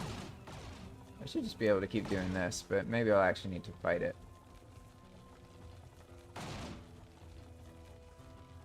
Let's see, how's it doing?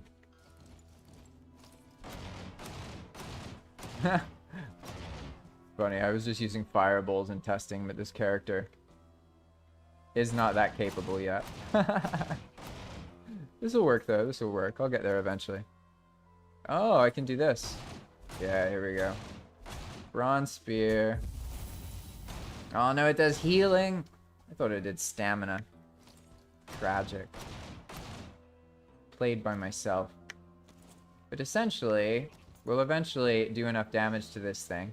And you see those items in it, right? It definitely has 10 bronze nails and 1 bronze. That stuff is definitely there. But we just keep going. Oh, wait. I have to make sure it's perfectly placed. 1 second. I tested it on the exact center, so it might not work if it's over on the side here. So let's see. Oh, yeah, there you go. You saw it, right? You saw that? So that was actually a lot easier because you saw the cargo crate just for a moment and then it's gone, right? That's because apparently, as I discovered, the cargo crate has the destructible component, which is only in rocks and trees and stuff. But it just so happens to also be in the cargo crate. I didn't realize that. And because I didn't realize that, I ended up having the removers also remove cargo crates. So it's not that they affect carts, it's that they remove cargo crates. And so if you, like, I tested it after that, because I figured that out. If you spawn a cargo crate, like right here, and oh wait, I can build them! That's right, this is Path of Magic. Okay, so in Path of Magic, you can basically make your own cargo crates. Hello, Dropey. Welcome. Hope you're doing well. But you can make your own cargo crates as a player by stacking a bunch of wood. Ah, yeah, that's something I need to fix so it actually looks at the height properly.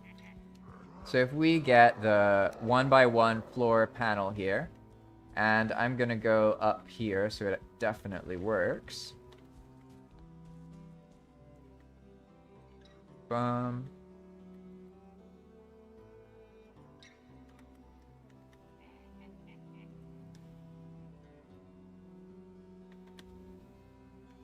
One second, I'm just responding in Discord.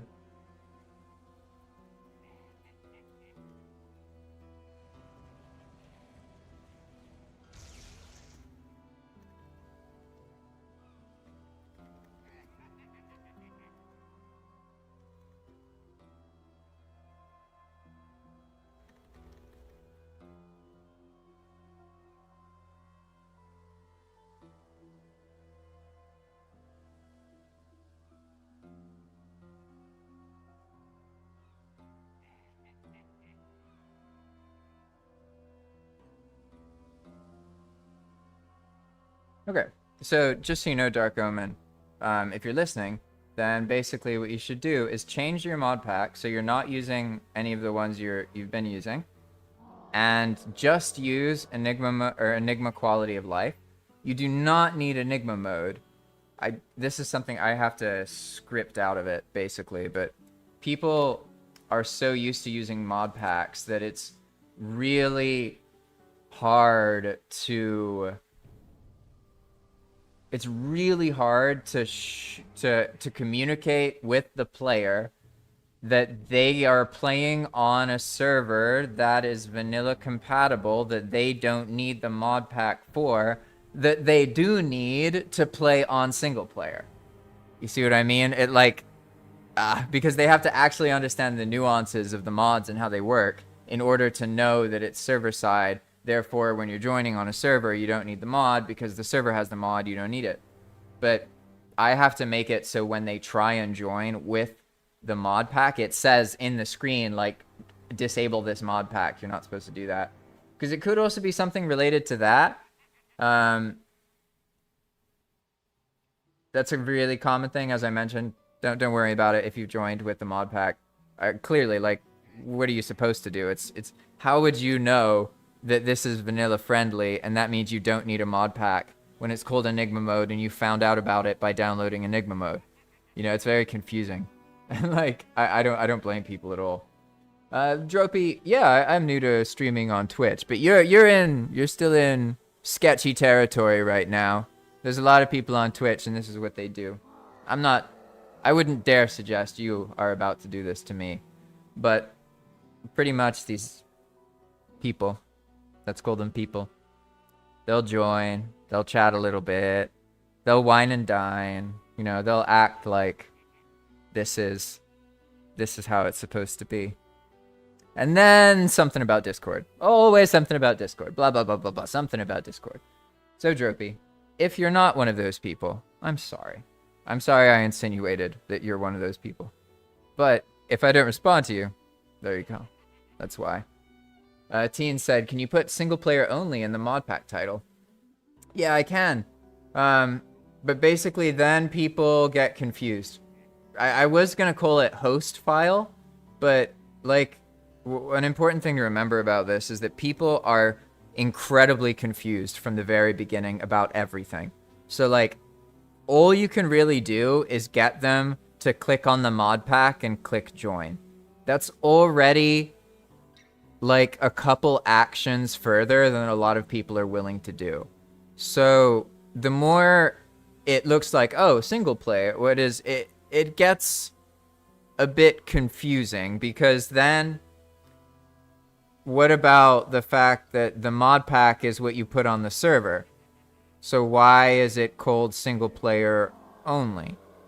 And also, people don't read. So, even if I make instructions and tell them to update things, they're still gonna like join and then cause an issue and then learn that they should update things, right? So I have to make Enigma notice that they have the mod pack and tell them like disable the Enigma mod pack when you're playing on a server.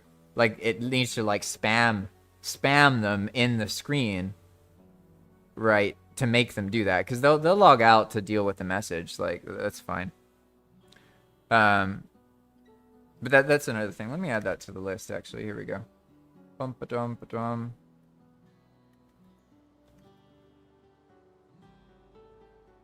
All right. Where's my list? Here we go.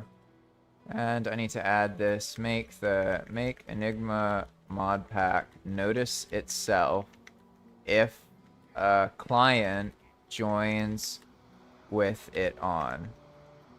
Yeah, Dakar explains to me, he gave me a good idea. He was like, you could just make it ban itself. So like, I can make a conflict, and then the script reacts when that conflict occurs, and the conflict only occurs when a person joins, a client joins an Enigma server with Enigma mode on. Make sense? It's kind of confusing as well, because I don't even really know if this matters that much, because I think the only thing that matters is if cron is enabled, because then they can span a bunch of messages. But I didn't do that. So, I don't know. We'll see. Hey, welcome back, Fire. He says, another 2 hours ride home, and I can fight with trying to get config sync working on my mod. I think you'll figure it out. People love those config sync things. I've never gotten into them that much for some reason, which is kind of funny considering how much I love YAMLs. For that very reason, you can live update them. I just didn't get as into it for some reason. I don't know why. I just never felt the need to. It's like I look for times I need to restart the server because it's important to restart it like once a day, or even, to be honest, every 12 hours would be ideal. Because Valheim like accumulates lag and issues, and it's best if you restart it pretty regularly. Like the world functions better, the clients function better. It's just a better idea usually. But so, what I was getting at, I was talking about that cart issue, right? And all those things that were going on. And I figured that out. But then there's a whole other thing. So, I guess for now, let's see, I'm already over here. And basically what I'm going to do is in single player, or not single player, when I'm off stream, I'll go and I'll collect a bunch of building resources. Because I definitely want to build on stream. I do want to do that. But like when I'm actually, I got the resources already, I can start the stream and actually like focus on building and talk about building the thing instead of ranting about other problems that are on my mind. So I should probably just deal with these things and then I can do the building stuff afterwards, and that's fine. So what I'm going to do right now is I'm going to log out of normal character, Jack. And then I will enable my scripting profile here. So I'll change my mod profile, and we're going to Enigma development and launch. So basically, to develop Enigma, I run Valheim on a different R2 profile. So basically, I download the latest Enigma mode, and then I start adjusting the scripts, and then I update that once it's like working and I don't see any errors and that kind of thing. And I was updating like daily, but now I'm learning that that's no good.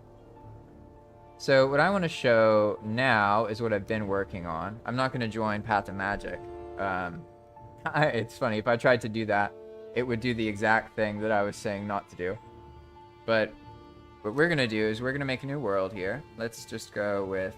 I'll go with the seed I know already, so... Oh, no, that's the name. Rito. Okay, cool. Alright, so now it's going to generate a new Enigma world and do all that fun stuff. And there's a bunch of things that I've changed here. So let's see. I can probably...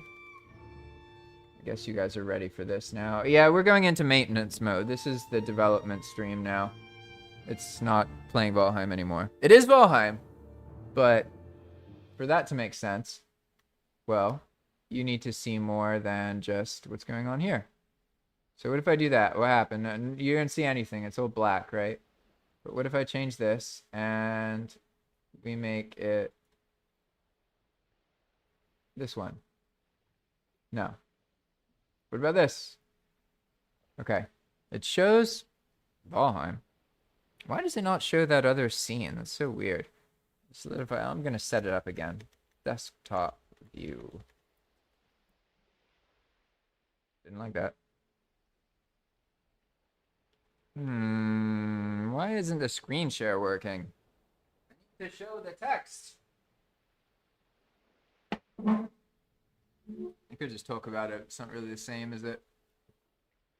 Especially now, because now I understand. I make my life easier, if that makes sense.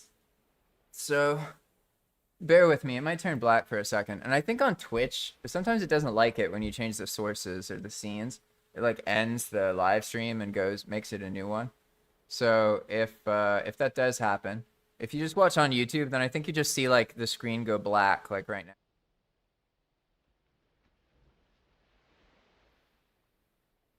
Ah, yeah, when I do that, you can't hear me either, can you?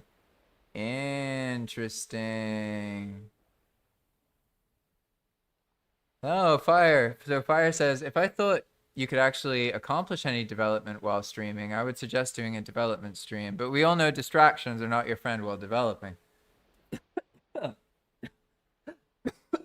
Sorry, a bee just... I just swallowed a bee. I didn't even see who was there. Oh, poor guy. He flew right in. Oh, my friend. Oh, I was loving the bees, and now I'm eating the bees. There's this kind of bee here called a Congo. And it's very big and... not big. They're like... they look like flies, but they're actually really cool. They're not flies. He basically flew in while I was breathing, and now... Yeah, that bee's in trouble. Anyway. Jeez. Okay. I was reading Fire's comment. And I think, to be honest, I don't really get as distracted when I'm developing if I'm streaming, because when I develop, I talk to myself to keep track of what I'm doing. So I already kind of narrate, and if I don't narrate to myself, I can't script as well. Like, to work on a complicated script, I have to narrate and I have to say what I'm doing. Otherwise, I can't follow the logic. Yeah, it's a bee venom. No, they're little bees. They're stingless bees. I'm not gonna die of bee venom. Congos couldn't hurt you if they tried. Ayo. Yeah, I love that moment. The Enigma moment, I call it.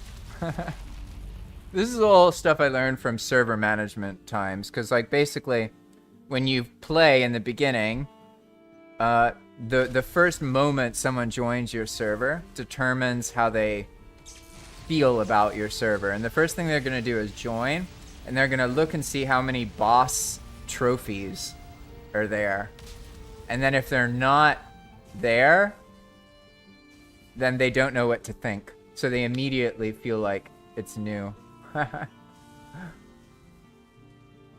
And, yeah, this is the beginning of Enigma Mode.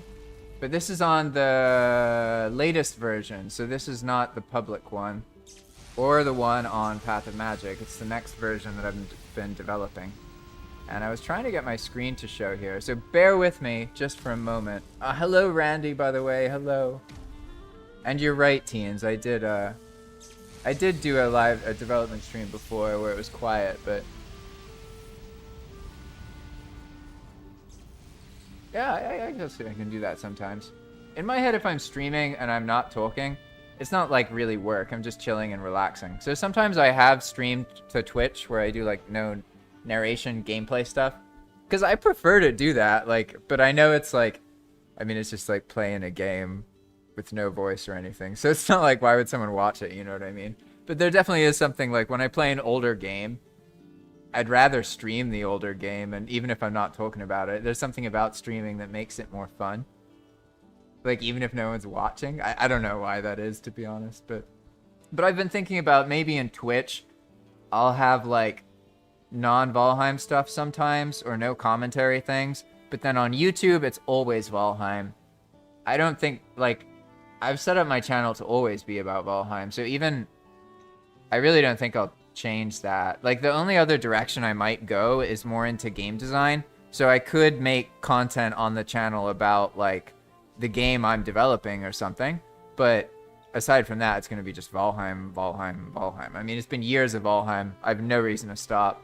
My mentality is like, if I can get used to it when Valheim's not common and not super popular, and if I can make things work when it's just a niche game, then I'm set. Because, okay, if it stays niche forever, it's all good, no worries.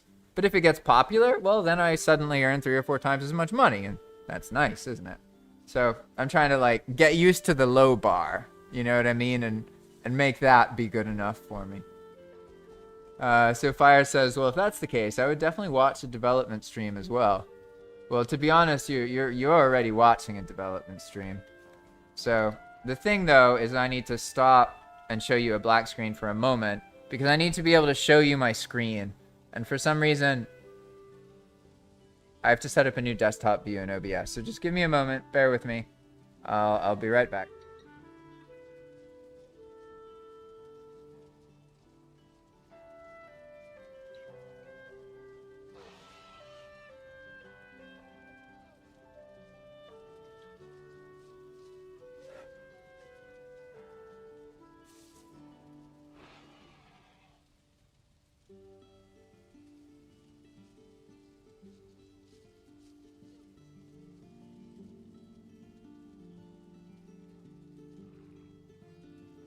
I see. You should be able to hear me now and see just blackness. And the reason you're seeing blackness is because I'm running OBS on a different GPU, apparently, than the display is running on.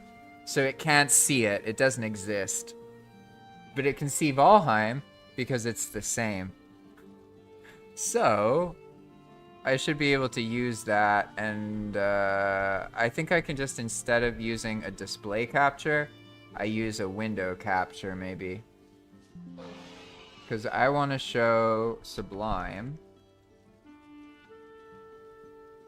And let's see, I have it open. Sublime text. Ah, yeah, then I would be able to close Sublime. Oh, no, you can see it, can't you? Hey, okay. So I can't use desktop, but I can use this. This is what I wanted. So now I can go boom. And then you see Valheim. Yeah, Valheim. All good, all good, all good. And then, boom, now you see this, right? So I have to remember to flip the little thing here, but aside from that, it's fine. All right. First things first, let's get rid of all these boar. It's very distracting having monsters killing you constantly while you're in God mode. So, that's all done. And let me show you just a little bit here. Basically, what you see on the left is all the files that have been updated in this patch. And then the stuff here is the current script, right? So this is like a data file. This is part of the Enigma scripts, blah, blah, blah, blah, blah. Basically, oh, you see what I just did? This is a classic problem, too. I just clicked some random place and added an F, which would now make this fail, right? So let's fix that. You have to pay attention. Make sure you don't leave stuff up and misclick it too much. What I'm going to show you is what I've been working on with these carts. Because I realized, like, I shouldn't just fix it. I should make it better.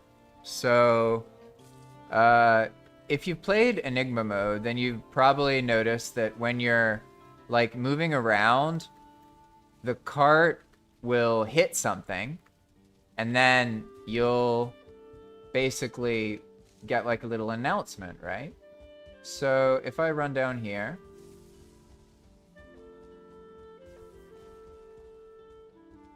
And this is probably fine. We're just going to spawn a cart. Whoa. Spawn cart. Nice. And so now if I start wheeling it around, every time you move the cart around and it gets damaged, it spawns that thing, right? That thing. That noise. And so every time you make that noise, there's a chance for it to be like, hey, the person is carting around. They're moving stuff around. Make sense? In this case, I actually have a key that's blocking it from when I was developing earlier. So let me remove that key real quick. Alright, notifier cart message blocked. There we go. Let's set this to 2. It's gonna just...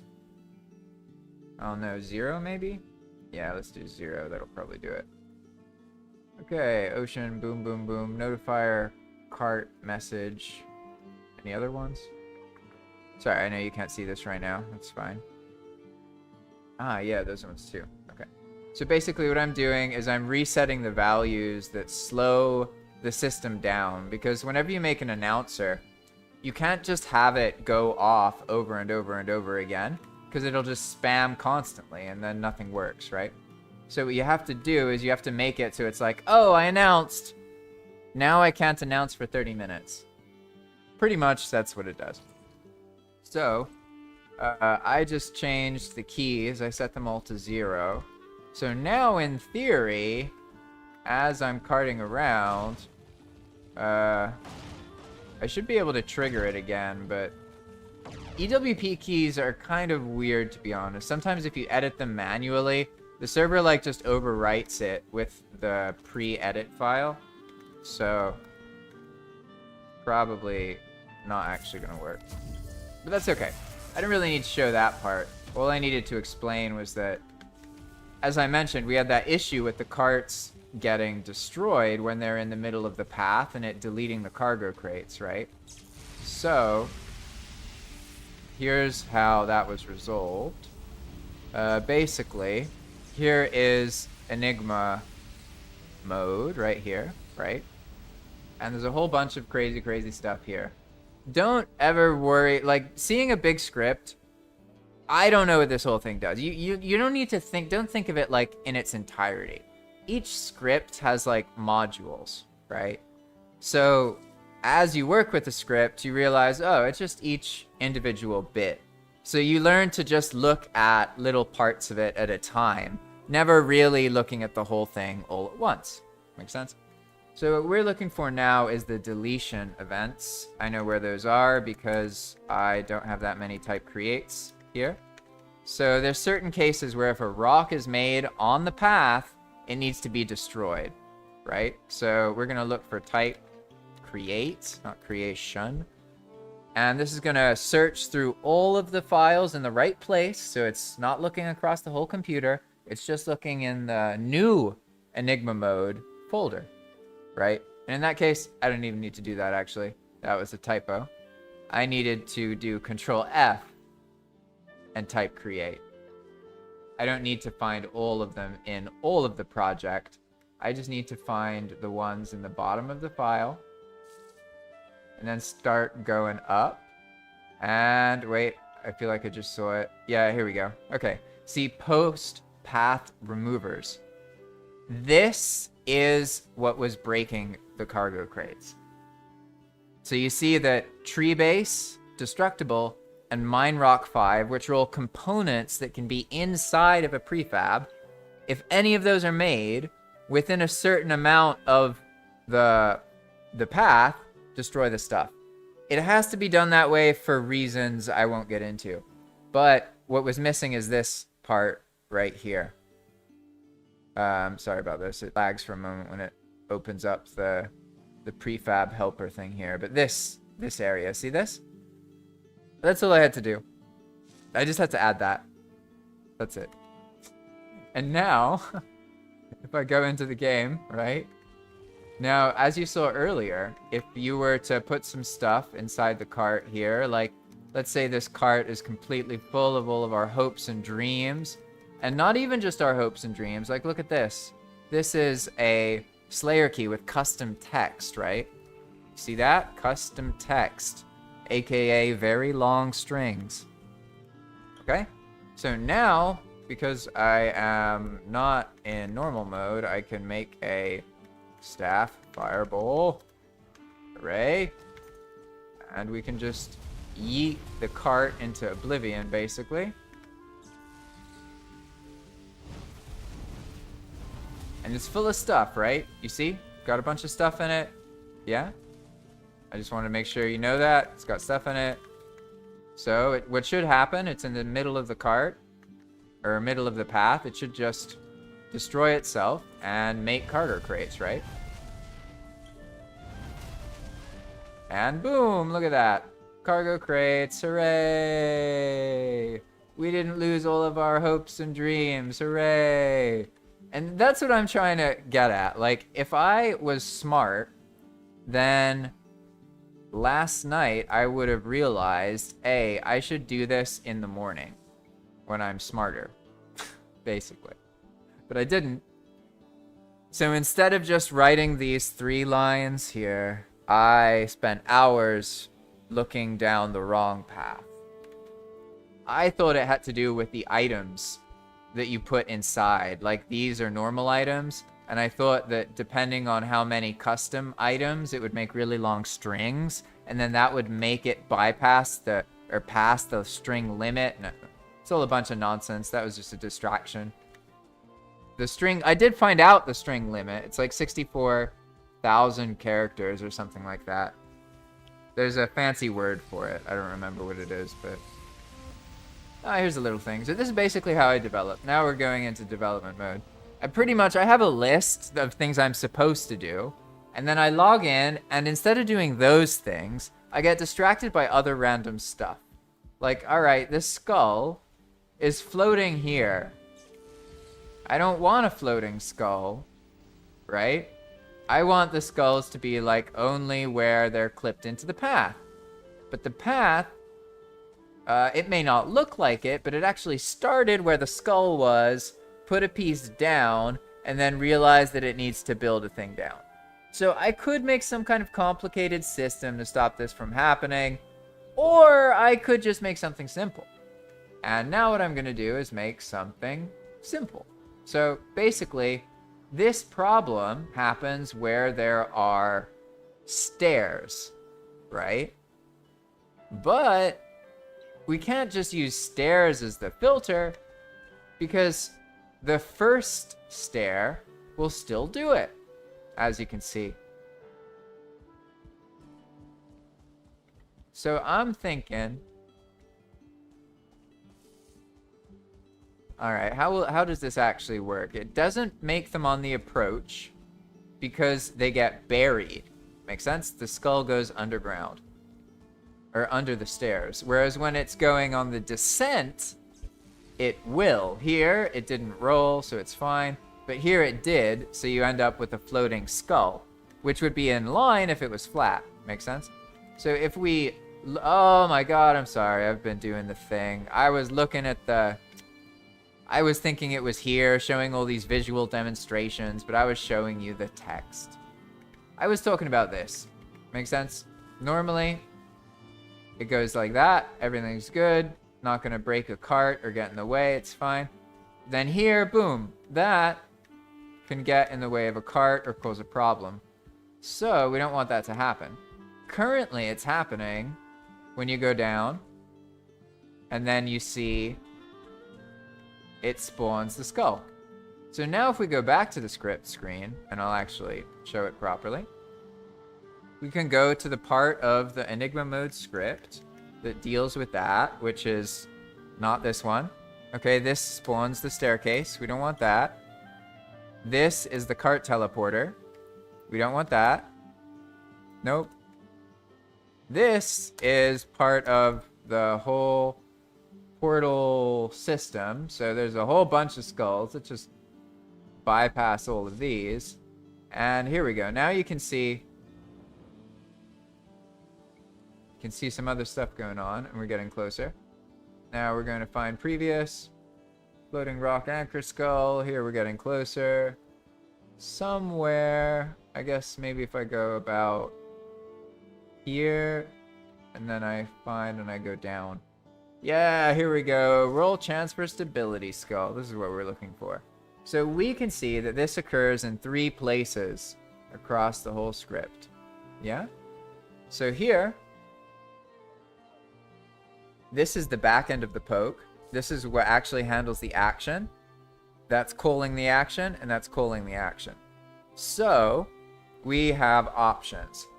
I could adjust how it's getting called, right? Because basically this part of the mechanism happens every single time, everywhere.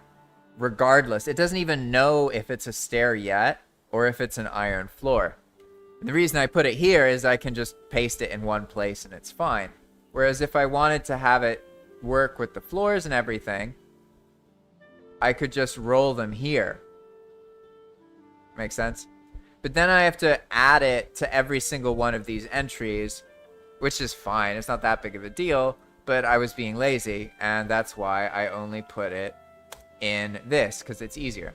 So I'm going to try and see, okay, instead of changing where the adjustment happens, can I just make it so I change the outcome? Make sense?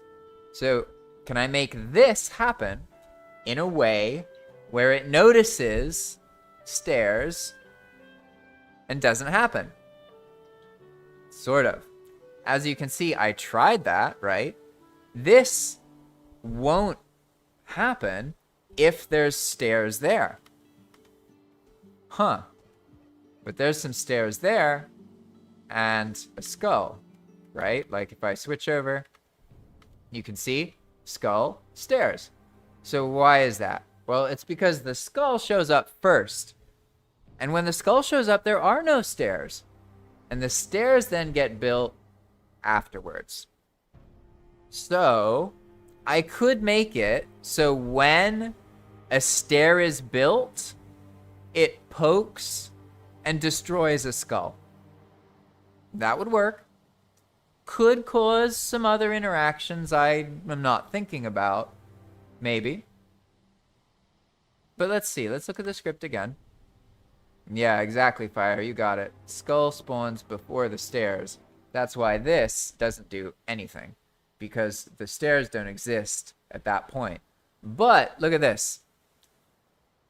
This happens, right? This actually does help prevent the descent.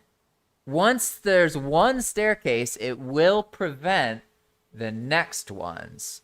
So that's why if we look here, right, and I'm in fun mode, so I can change this, we can see that we get one of those skulls once, and then nothing. Once. You see? Once. Once. What we're looking for is that, you see, once per staircase. You see what's happening here? And if it doesn't roll on that first part, then it doesn't happen. So we did actually clear a lot of them. We just didn't get the first one because when this skull shows up, there are no stairs yet. But when the next skull shows up, those stairs are right there, so it blocks it. Make sense? So all we need to do is make it figure out, okay, this skull is here, destroy it. Well, lucky ducks that we are, it's already all set up that way. I didn't realize how easy this would be, but because this spawns a skull, oops. Because this spawns a skull, and then we react right here to the spawning of the skull because I make noise to attract monsters, to make it seem like the path building is naturally noisy and grabs attention, right? We can use this moment to be like, oh, okay, well, if a skull is created, then what you're going to do is notice, because there's a delay. See this delay? You're going to notice at that point that you're near a black marble stair and you're going to remove yourself. Make sense? So here's what we're going to do. We're going to take this and we're going to do outcome A, no stairs nearby. And then nothing happens. It just makes the noise. Everything's good. Outcome B, stairs nearby. See? Easy peasy. Now, uh-oh. Let's make sure. Yeah, I'm still showing the right stuff. I'll embiggen this for you. Might make it easier. There you go. So I started moving the skulls around as well, Spire. That's what I was doing. Unfortunately, though, I didn't realize that the staircase doesn't reveal where it... okay, just because you have a staircase doesn't mean it's a staircase going up or a staircase going down. So if you move it down, you then make the skull clip out of the other situation. And then if you move it up, you put it into what you're seeing right now with the skull being in the way. Make sense? So what we're going to do is something, it's called 2 layers. I do this a lot, actually, because it's often easier to just add a second level or a second layer to the logic. So a 1-layer logic would be like this. This is 1 layer. You have a trigger, and then you react to the trigger. But this is a second layer because it's reacting to what the trigger does. So you have a trigger making a reaction, and then this is triggered by that reaction. It's doubled. Make sense? And that gives you a lot more power to filter out the situation. So now we have outcome A, no stairs nearby, everything's fine. This is what we want to happen only if something else doesn't happen. So that means we need to use a wait. And if you ever want to be like this or that or that or that, then just put wait 1 in all of them, and that's how it'll work. So we can just simply do wait 1 in both of these scripts. And that means it has to pick.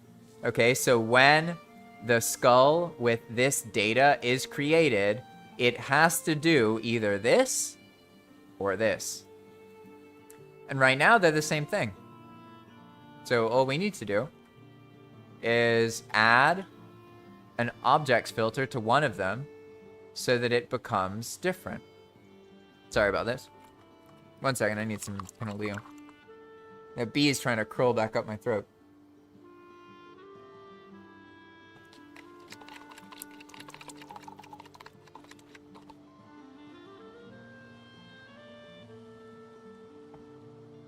Okay. So all we can do is very easily, we can just take the same logic here. We have this banned objects limit thing here, right? So technically you don't technically need to use the wait if you're using objects filters in both of them. Make sense? So there's a lot of different ways you can do this. I just put the wait there because I use waits all the time. So I like to know, oh yeah, this is a weighted script. So now what we're going to do, we're going to change this though. This is if there's no stairs nearby. So what we need to do to make it accurate is we don't need this banned objects limit because we don't need this portal stone thing. We don't care about that anymore. That's already been filtered. All we care about is this. If the skull is made, make the noise. If there's not a black marble staircase nearby. Okay?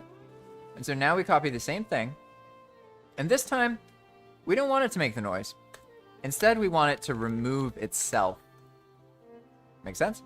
Now we do the same objects filter, except we're just going to invert it. So now it's an objects required, not an objects banned. So we have two events now. We have the skull spawning, making noise if it's not near a black marble staircase. And then we have the skull spawning and removing itself if it is near a black marble staircase. Make sense? But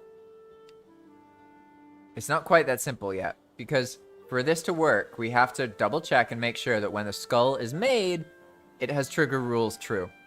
This is like a really common beginning mistake. You'll make a script, you won't figure out why it doesn't work. It's because you have to put trigger rules true in the spawning.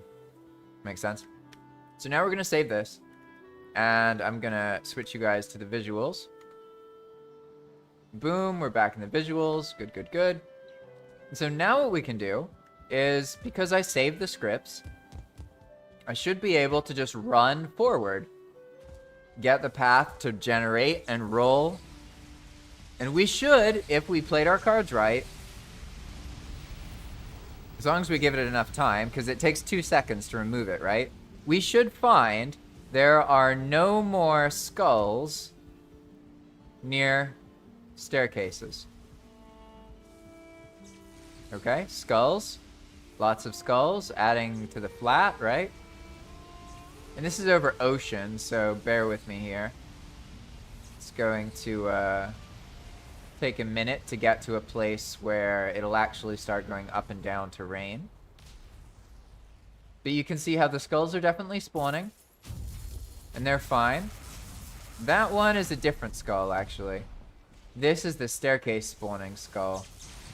And yeah, it automatically removes itself. But the way that it's down like that, it probably doesn't matter, to be honest, because it stays around for like 10 seconds after the staircase is produced. So I'm just gonna ignore that for now. That's not like something that's gonna cause problems. And here you can kind of feel the skull a little bit, right? You run over them a tiny bit, but it doesn't actually stop the cart or spawn inside the cart. The cart problem happens if the skull spawns and it clips into the cart, then the cart gets like stuck or like explodes. It's brutal. I was hoping we'd go to that Black Forest Island. So let's see. Did I pick a bad path here? Oh no! I'm gonna get cheesed by myself. I need a pointy hat. Yes, helmet. Spawn, helmet, pointy hat. Yeah, okay. Cool. There we go. Hey, I don't blame you for not using weights fire. It's hard for, I think that's the hardest thing about my style of scripting. Because, like, everyone ends up, even if you don't do it on purpose, you end up with a different style of scripting. And if you, like, look at people's scripts, you can tell kind of who made them. Like, Raka, Zeal, Dakar, and I could, like, look at a script and guess who made it based on how it's written. Not always, but generally that's how it works. And in my style of scripting, so to speak, I use weights constantly. And that's because I have like a very specific development goal of making things unpredictable. And the key to unpredictability is layering systems that interact with each other. That's how you make something unpredictable. You make a bunch of things that can do something, and then the brain can't keep track of how all those things can do something together while that's doing something together while that's doing something that something else did that it did something to that. It's simply impossible. And the result is you can make the mechanics, but you can't understand how all of the mechanics come together. Does that make sense? until you have really experienced it, and just let yourself play and let other people play, and you sort of have to let go of yourself, etc. Yeah, exactly, Fire. You know what I'm talking about with those different kind of styles of scripting, right? So now we should be able to see our thing. So far, the path's fine. This is the staircase skull. It's like a little, there's a little bump there, but it just vanishes, right? I don't really care that much. I'm only noticing it right now because I'm looking for skulls that are popping out, right? So it's gonna go up. And what we're looking for is when it starts going down. There should no longer, at any point along the path, there should no longer be any skulls jutting out and causing problems. It should be pretty obvious soon, actually. It's just we're going over the ocean, so it was very flat, but as soon as we go back over the terrain, it'll stop doing that. I just don't even know. I can't see anything. It's funny. Alright. I guess I can do this. Ah, okay, that might make sense, right? Okay, so this is like, no wonder this whole journey is like ocean, right? What I'm gonna do is I'm just gonna go back to the center.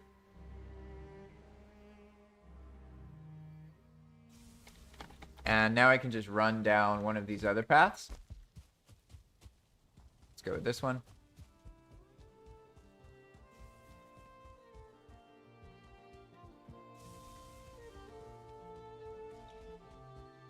Now we should find that there are no skulls around stairs. There is going to be, yeah, there are going to be some issues. Because this does mean that building can be done in the flat areas without issue. Because there's lots of these stability skulls, right?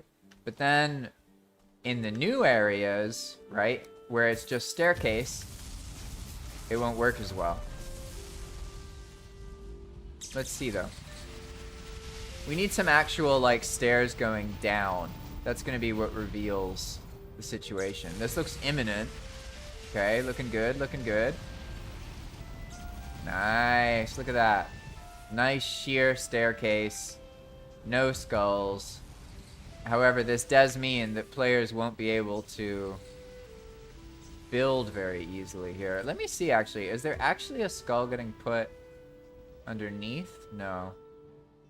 No, so it just hasn't updated its stability yet, but it would actually, like, probably be red here. So you wouldn't be able to build on these stair places. It would mean now you can only build, like, where things are flat, which is kind of like, I mean, that's sort of what people have been doing anyway, so I don't think it really matters if the staircases themselves have less stability. There were... You know, maybe it seems like I'm being nitpicky, but basically what would happen is somebody would get clipped onto the skull with their cart, and then it would damage the cart, and then what would happen? The cart would get destroyed, make all the cargo crates, and then boom, they're on the path. So what happens to the cargo crates? They would get deleted. So now, it may not seem like I'm dealing with that same thing, but it is actually the same issue here. So what we're going to do now is go back over here. Because we've pretty much solved this issue. Don't need to worry about that. But alright, now we've done that. Gotta deal with the changelog, right? Because I've learned from experience now, you should have a changelog and edit it as soon as you make a change, and then forget about it. Instead of what I used to do, which is where you make changes, and then later you try and remember all the changes you made and write something. No. Now we just look at it, right? So this is the next patch I'm working on, 1.2.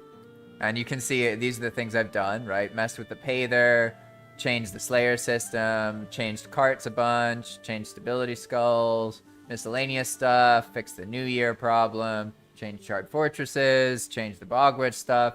This is all just stuff I've done so far in the patch, and it's not... Yeah, like I said, I have a list of things to do. I sit down to do it, and I end up doing, like, a bunch of things that are important but weren't on the list. I feel like they're important. So Teensy, the staircase skull that you saw, no, these aren't, they're not limited in the same way that player stability skulls are. So players are still free to have one stability skull per area. These are not actually the same data, if that makes sense. I call them stability skulls, but they're not the same thing. And that staircase skull, it's only there to block something from happening twice. So that's why it only shows up if you are running really fast and you catch up with the staircase when it's made and you see the skull there for 10 seconds. After that, it goes away. So it's not a problem. It doesn't block anything. It's just a cosmetic thing. I could make it less, but then I risk a chance that if it's laggy, it doesn't see the skull and then it doubles. And yeah, it's a whole mess. So we're looking at now. Yeah, you're looking at text, right? Yeah, these are all the Slayer revisions, right? I'm not trying to have you read all this stuff, really. I'm just saying, change log, make a change, it goes here. We just changed something. What did I change? Well, the cargo crate thing I'd already done. Now there's something with the paths. Yeah, here we go. I'd actually already did it because I thought my previous fix had worked, but it didn't work. Now I know that it works, and this is the text I would have added right then. But now we're there. So now we got to figure out what the next thing to work on is, because there's an infinite list of everything. Yeah, exactly. As Fire said. I have a Trello board that seems to just keep growing, and I never actually cross anything off, just like you said. I'll get on with the intention of doing one thing and then do 10 others. Exactly. That is exactly what happens. And so, yeah, that's a good point, Teens. Teens says that you can just spawn, the players can just spawn a stability skull in the staircase if they want to. Yes, that is right. And by the way, I changed the stability skulls in this patch, so now there's more help text. I had a typo that in the notifier, it was like, use stability skull, but it's not, it's use skull. But the one I was actually trying to show was... Ah, yeah, here we go. The actual logic. So here we go. There was a little change, this number. This used to be 64, but now it's 44. And it may seem like, oh, 64 is a number, 24 is a number. Yes, that's true.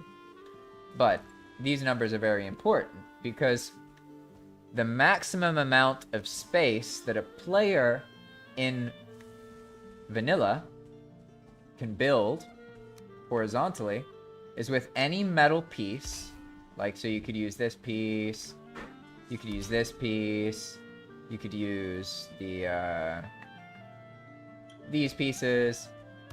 So all three of these pieces have the same horizontal loss. Basically, it can go out 24 times. So as long as one of these is in the ground, you can make 24 more of them going out. Make sense?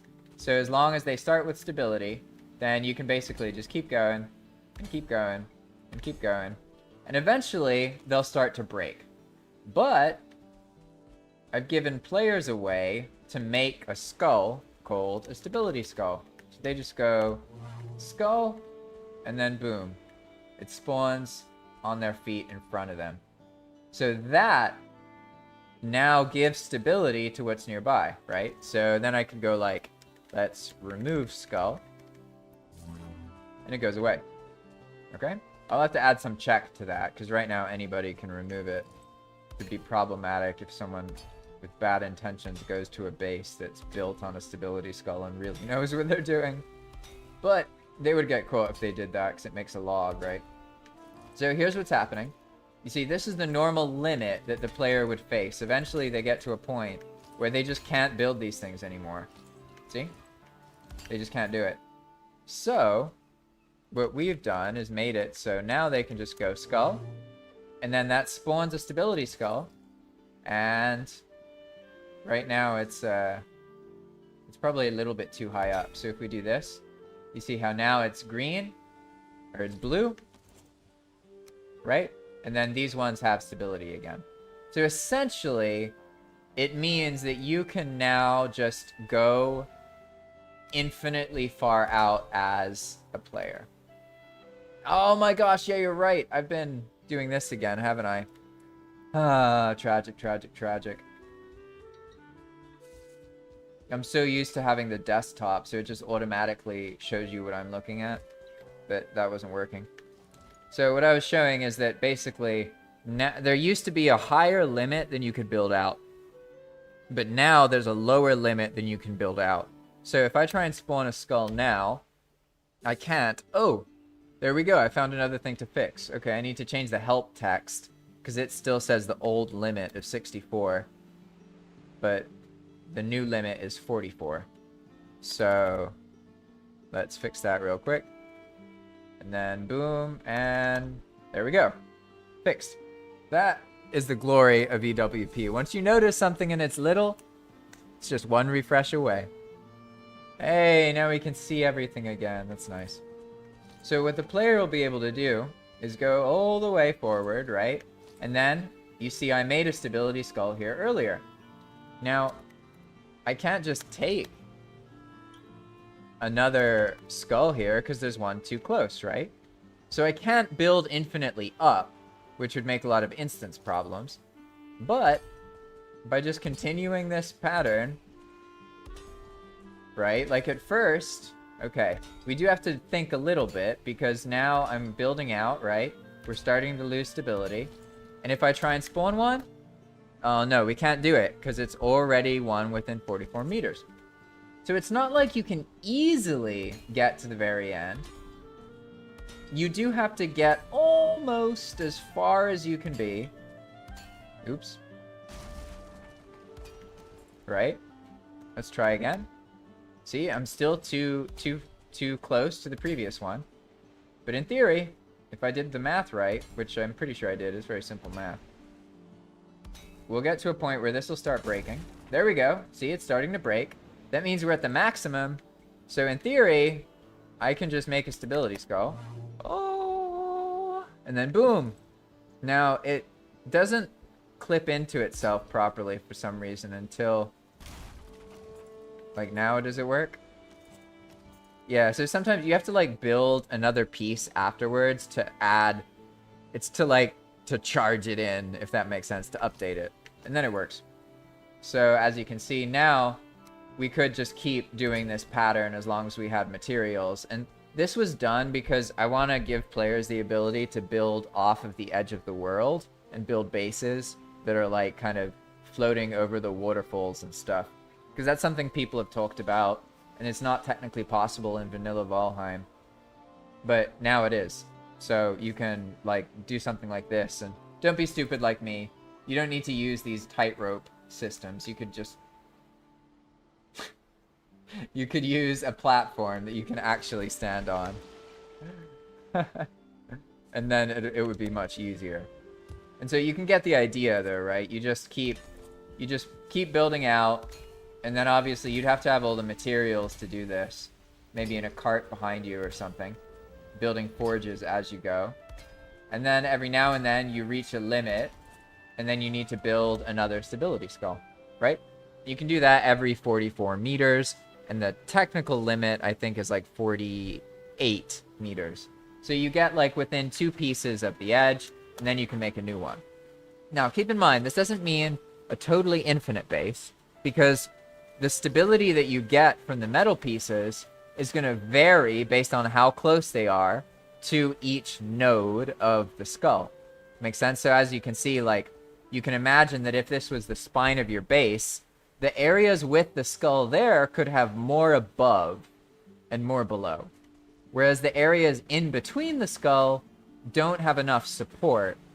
So it'll create a natural constraint. Makes sense? And that's why I'm pretty sure we can get away with this. It'll be fine. I know it's technically infinite building in a direction, but I don't think that really matters because it's horizontal. So you're going to build out of the loaded zone.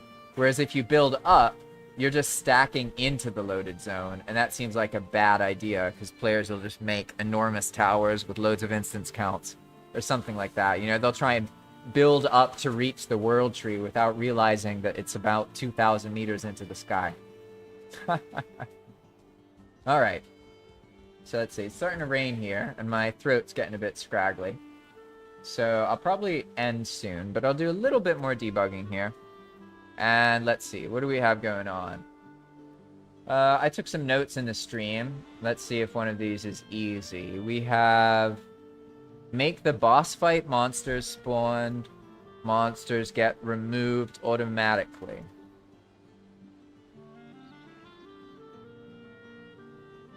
I think that's actually pretty easy. But it would be hard for me to show to you visually, so I'm not going to worry about that. Oh, actually, you know what? Nah, fuck it. I'll just do that one. Okay, so we're looking for the boss fight script. So that means back into script mode. And now, because it would take me forever to find the script itself, what I just do is I know something in the script. I'm using Control F to search through multiple files at the same time within one specific folder. And we're looking for GD King, because that's the prefab name for the Elder. And if we find this, GD, boss fight happening. The active zone is basically 2 out from the boss fight. So let's go with any monster created when the boss is already spawned within, I would say, probably 120 meters will be fine. Because they spawn raids, and then those can spawn monsters kind of far away from the player. But I don't think it's that far away. So we're going to go with 120. Now I can just do the same thing in all these. I love copy pasting. I am a copy pasta enthusiast. So anytime a monster is created within 120 meters of any of the bosses, then what? What's going to happen? Well, the server is going to be like, hey, yo, I'm going to inject data. Don't worry about data injection yet. I'm not going to go too much into it. But we're going to say, okay, these things get an integer called is boss monster 1. All right, monsters created, bosses are all there, everything's good, right? Okay, this now has tagged every enemy. Every monster that is created during a boss fight will now have this data. And because it's not a weighted script, this will happen to every one of them. Okay? This is a new feature, unweighted scripts. They're really, really useful. Much better for new players and people new into scripting. But also really useful once you learn how to use combinations of weighted and unweighted scripts, or weightless scripts. But now we only have half of it. Okay, we know that the monster gets that data, and they get marked with that data. But then how do we remove them? Well, we're going to copy this because we're going to use it later. And now let's look and see what happens already. Okay, so they get this message saying you ran out of time. Try again when you're stronger. And this is, it handles every boss. So it's the perfect place to add a poke that removes all nearby monsters. So then we don't need to do it for every single one of these. This is already happening to get rid of the boss when the player fails. Do we need to get rid of the monsters if the player succeeds? I don't think so. I don't think that matters. So if they kill the boss, I mean, then the monsters there are not really that much of a threat, and they're probably going to kill them. But if they fail to kill the boss, they probably are going to leave a bunch of monsters there. Make sense? So, I'm not going to worry about when they kill it properly. The monsters won't be eliminated. The monsters will only be eliminated when this gets triggered. So we're going to make another poke. And it's easy to do because it's already all set up, right? So we can just go poke, monster AI, and then it's going to be limited to something like, 200 monsters.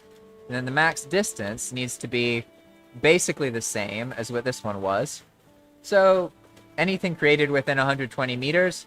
So anything will be deleted within 120 meters. And then we're going to add this new, or this field right here, filter. Okay? Just like that. Filter in, boom, good stuff. And then all we need to do is name the poke.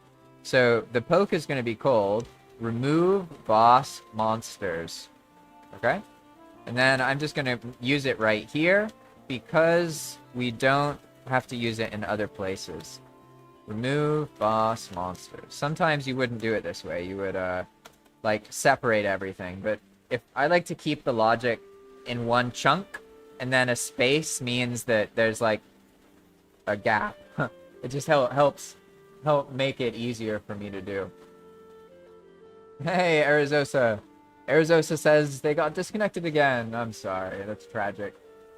Is it possible that it's that it could be actually if you just got disconnected right now. Let's see. What time did you send that message? I don't have any timestamps here. But the normal reset is exactly on the hour, if that makes sense. So, for example, you sent that message. Where is this? One second, my screen is I have like a VSync issue here.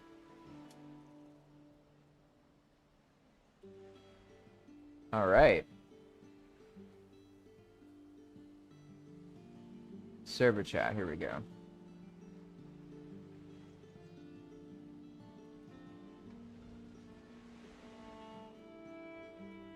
Yeah, so it looks like probably that was the on the hour thing. And probably what was happening earlier was from a mod or something. Because it doesn't look like it's the same. If you ever get disconnected at 59 minutes past, or like exactly on the hour, that's like this thing that happens. If it happens once that day, it won't happen again at that day. But like there's something weird about the servers where sometimes they reset once on the hour at certain times.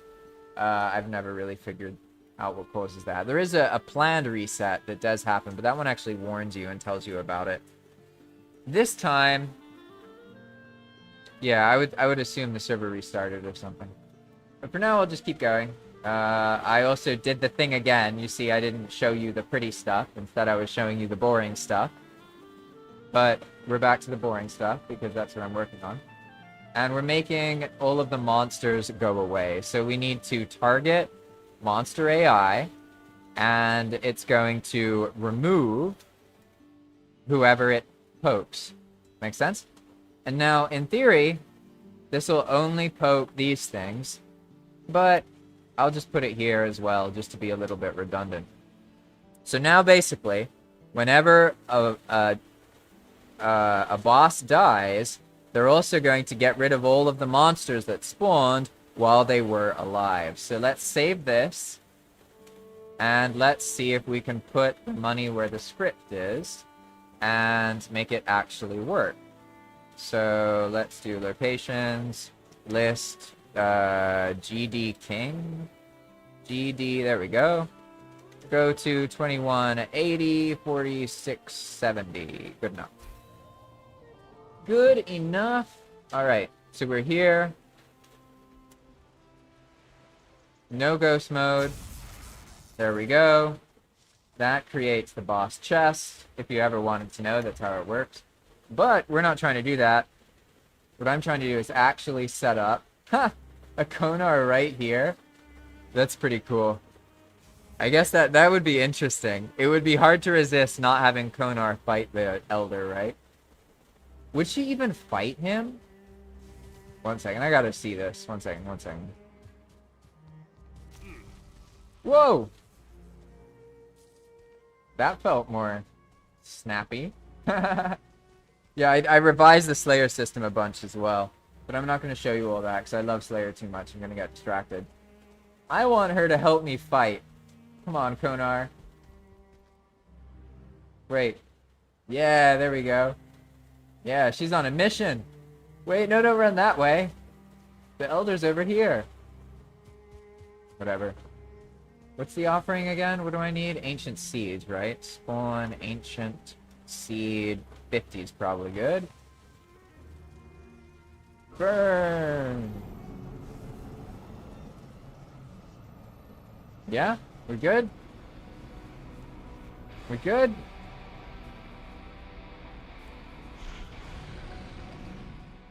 Okay. So as you can see, we already have some monsters showing up. There's a troll over there. Whoa, look at this whole... There's a whole Droger village right here. That is super cool. Interesting, interesting. Alright, so lots of monsters, right? And where's Konar? Where's Konar? Oh! I forgot the boss's teleport. Where'd she go? Yeah, as you can tell, one of the things I enjoy is monster-on-monster combat. And I know it's weird to get used to the boss zipping around like that. Unfortunately, I found that the boss has to teleport. Otherwise, they don't dodge ranged and magic attacks. So it becomes way harder to fight them when they move around. But I have to figure out a way to make the teleporting look more solid, if that makes sense. I'm also really amused by, like, this whole frickin' situation going on here. These things, they're all, like, distracted by fighting each other. It's pretty cool.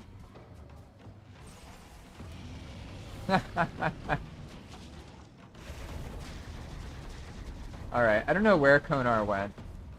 Let's see, can I go up in there again? Oh yeah, she's back here. Come on. Stay down there. This is how I playtest. I'm like, what would the players try and do? Whoa! He's too powerful. Where'd she go? Ah, there she is. Come on. Will she actually shoot the Elder? That's the thing I'm trying to figure out. Usually monsters ignore the bosses. I don't know why. Where'd he go? What? Yeah, he just freaking teleports around like a lunatic. Yeah, the mechanical effect of that is perfect, but the visual of it is too jarring, so I'll work on that later. I'm not really trying to test the boss fight too much. I'm just trying to make sure that a bunch of monsters spawn, and then the timer is going to fail, right? As you can see, we only had 5 minutes for the timer. So I'm trying to, like, run around, have this spawn a bunch of stuff, see how it goes. Hello, Yannick, by the way. Welcome, welcome. Good to see you again. We have an issue on Palm where when someone tries to fight the Elder, it'll spawn a bunch of monsters, and then those monsters will stay around after the Elder goes away. And, honestly, he must have gotten shot. Did he get shot by Konar? What took his health away? Because I haven't shot him. That looks very doable, to be honest. Maybe too doable. Yeah, he's a little teleporting devil. Ah, I remember how it works now. The Grey Dwarfs caused him to teleport. That's right. Oof.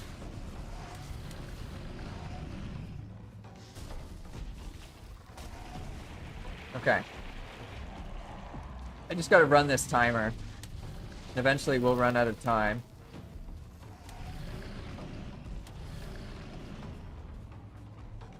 It's so funny seeing them. I should go to this village, right? I mean, that's pretty hilarious. It's such a huge village, too. This is not like a little Droger village.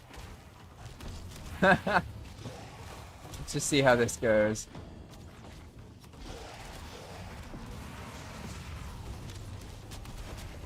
I'm under the impression that the bosses don't get attacked by other monsters. That seems to be the case.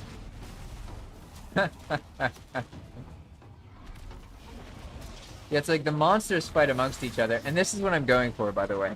The idea with a Path of Magic boss fight, or an Enigma Mode boss fight, is it's super chaotic and crazy, and then it ends. And then there's a bunch of loot everywhere. So even though you killed, or you didn't kill the boss, whatever, you still get something from trying to. That's the idea, right? So there we go. I ran out of time. But then, what's happening here? I'm pretty sure these Grey Dwarves...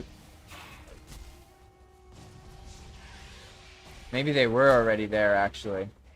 Because there were trolls, right? Ugh. Now I don't even know. I know what I should have done. Okay, let me do this properly. One second.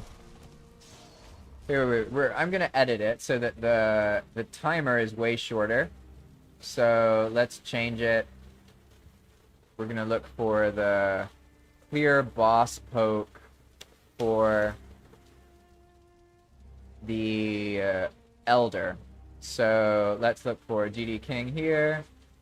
I'll go back into scripting mode so you guys can see what I'm doing. One moment. Ba-ba-da, ba-ba-da, ba-da, boom. Yeah, there we go. Alright, so we're all here. You can see me now. And what I'm looking for is GD King. No, GD King. I'm still not used to the Spanish keyboard. It's kind of funny. Things are like in a little bit of a different place. Okay, here we go. One player Elder Strength. This is what I'm looking for. Boom. Boom. All good. Where's the timer? My brain. Here. This one right here. Let's change this to a much more reasonable 30 seconds. So now when I spawn him, we'll only have 30 seconds, right? But these monsters all already exist, and that made the whole test, like, invalid. I didn't realize how many monsters there were everywhere. So let's remove everything. All good. Everything's killed, everything's dead. Now, we're gonna summon. But we're gonna make some monsters, so I know for sure those monsters were made when the Elder existed, right? So we're gonna spawn some trolls. We're gonna spawn like 5 trolls. Okay, you see the Elder? He exists. Boom. 5 trolls. Look at that. So in theory, as soon as 30 seconds passes, we'll get a message saying we failed. The Elder will vanish, and so will all 7 of these trolls. In theory.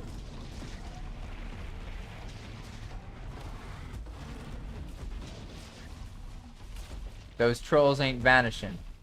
I know why. Oh, I did it again. I did it again. Yeah, don't worry. Next time I'll do it right, and I'll fix desktop. It's just running on the wrong GPU. But it didn't matter because I made a mistake anyway. Basically, I had the wrong format for this thing up here.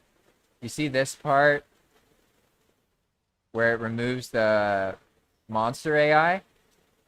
I don't think you can use a one-line filter right here. So all I need to do is save this, and then we're good. Alright. Yeah, like I had an issue basically, because I'm used to using, like normal...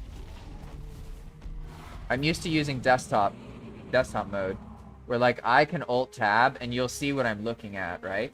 But then when I live stream, that's not ideal because I need to look at the chat and look at other things and not make endless hallways of mirrors, etc., etc. But I'm running on the wrong GPU, so I can't use desktop streaming right now. And that's why I keep flipping and then forgetting I need to flip your view as well. So here we go. We're gonna make the actual test this time. So pretty sure I used the wrong format. I don't think you can use inline, one-line data within the front end of the poke. So now we're gonna spawn these monsters. Now they're all here. We got those trolls coming over. Elders doing their thing. And where are we going? Well, in this case, Yannick, it wasn't a problem with OBS. It was me using it wrong. Because it's not OBS's fault that it can't see. Like, if you have a computer with 2 graphics cards, or like integrated graphics or something, then if you run it on that, it can't see the displays running on other graphics cards. So that's a problem. And as we can see, that is also an issue. There's a hole in our logic. Somehow. The monster AI is getting created.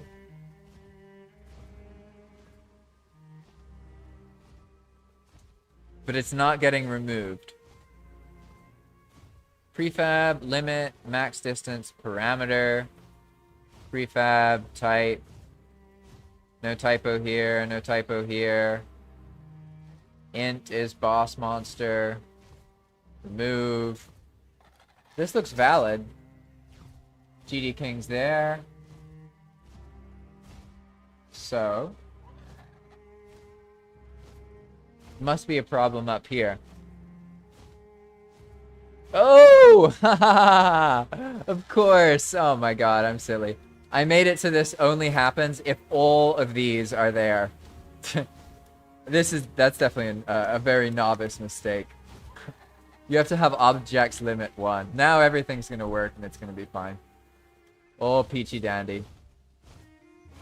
What are you doing attacking me? Okay, now we can just, yeah. Now it should be fine. Come on, Mr. Elder.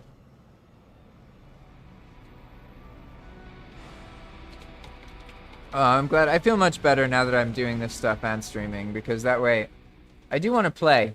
I definitely don't want to just have a development stream. So I know that's not really that useful for like actual players trying to learn about the game. It's useful for the server people. And I love the server people. I'm a server person myself, you know what I mean? But I definitely see how, like, especially because I just launched Enigma, I have like a lot of work to do to play my cards right. Hey! There we go. There we go. That's the good stuff. Yeah, that's the good stuff. You know what could be better, though? We need some nice poofy VFX. Let's see. What are we going to go with? A fader? Corpse explosion, maybe? Yeah, I think that's probably good. We'll go with that, combined with some him and Alf, probably. Spawn, FX, him and Alf, hit. Yeah, a couple of these going on. Yeah, nice. Okay. So, Mr. Grey Dwarf, you guys need to stop slapping me. I'm gonna do it. That's what they get. That's what they get. All right, that's all good. Those are created. They get tagged. So now what we want to do is, instead of just removing them, what we're gonna do is remove them on a little bit of a delay. It's gonna be like 0.3. Human cognition can notice around 0.2 seconds. So if you have it like this, it's actually perceivable to a person who experiences the thing multiple times. They can feel the difference between 0.1 and 0.3, but it's pretty hard to feel the difference between 0.1 and 0.2. So the human cognition moment seems to be somewhere around a third of a second. So what I'm trying to do is make it so that the monster gets removed after it makes a big visual effects. Make sense? So we're gonna go here, and pretty much this part, we added this remove delay, this 2-second thing, and then what I'm also gonna do is spawn the things that you just saw. So first we'll have the fader explosion, but at the same time, we're also gonna have that him and Alf attack. And the reason I do that is because it makes this cool yellow kind of particle effect somehow. I think it's because the him and Alf thing is blue, and then the fader is green, so it like fuses and makes it yellow. I found that by mistake when I did the Enigma moment intro. Okay, so we save everything, all good. Those will get removed, all good. Alright. So now we go back into the game. And remove all this stuff. And we're going for another Elder. But this time, it should be more fluid. Like, it should be like you failed, and then everything explodes visually. And then peace. That's the idea. Boom, boom, boom. Wait, I thought you couldn't summon double bosses anymore.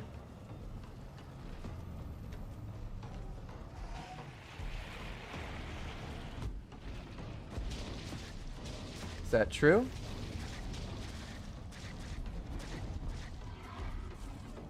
No, you can. You can still double up bosses, huh?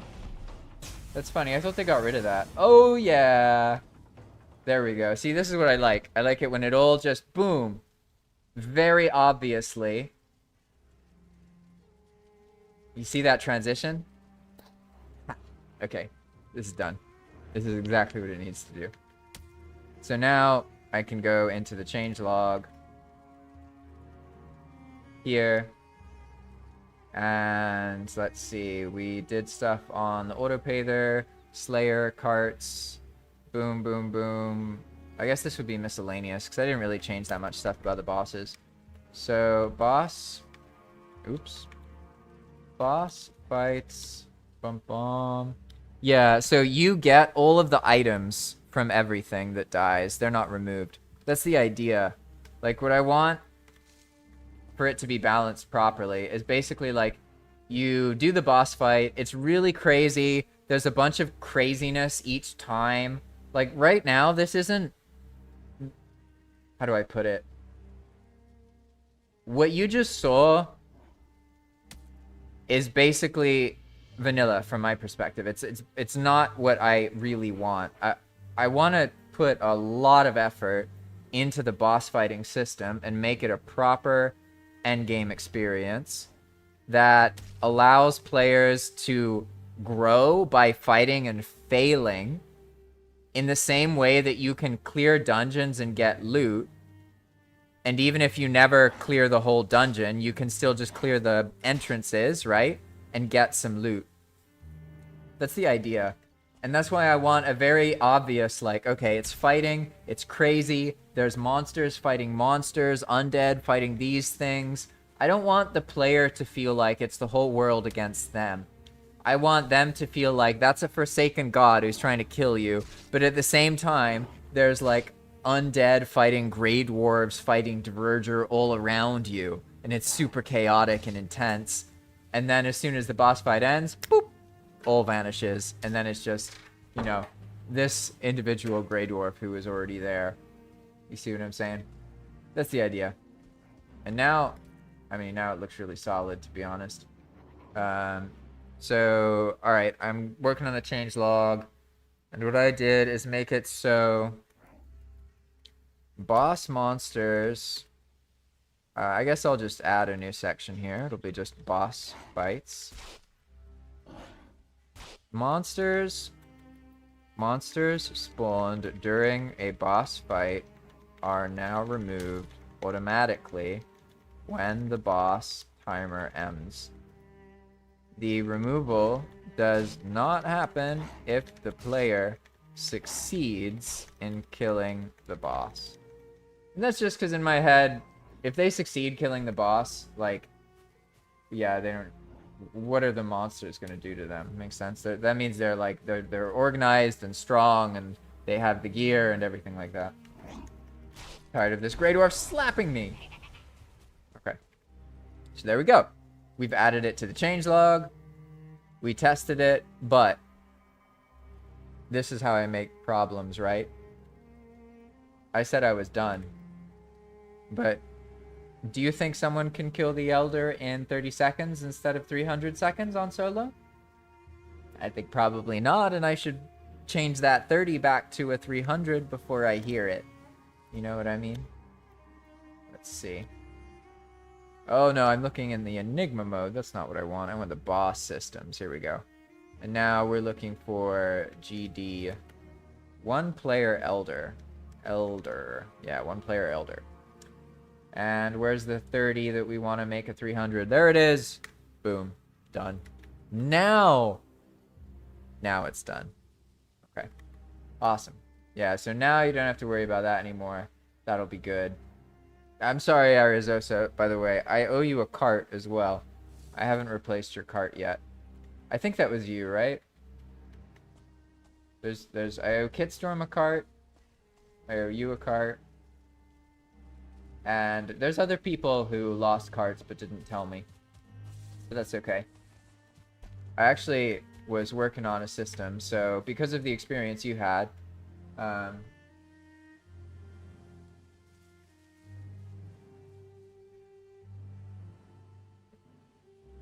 about that. Because of the experience you had, I was thinking about it, and I was like, you know what?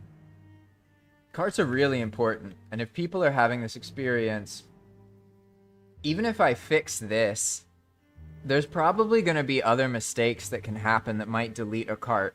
And then I have to rely on the player remembering, and I have to try and reconstruct what they did. So what if there's a better way? What if the server remembers your most recent carts? That way, if something happens, I can just look at the log, pull the string, and make it exactly as it was. Maybe it's not, you know, it's missing the last item you put in it. It was from 5 minutes before then, or whatever. That's the idea.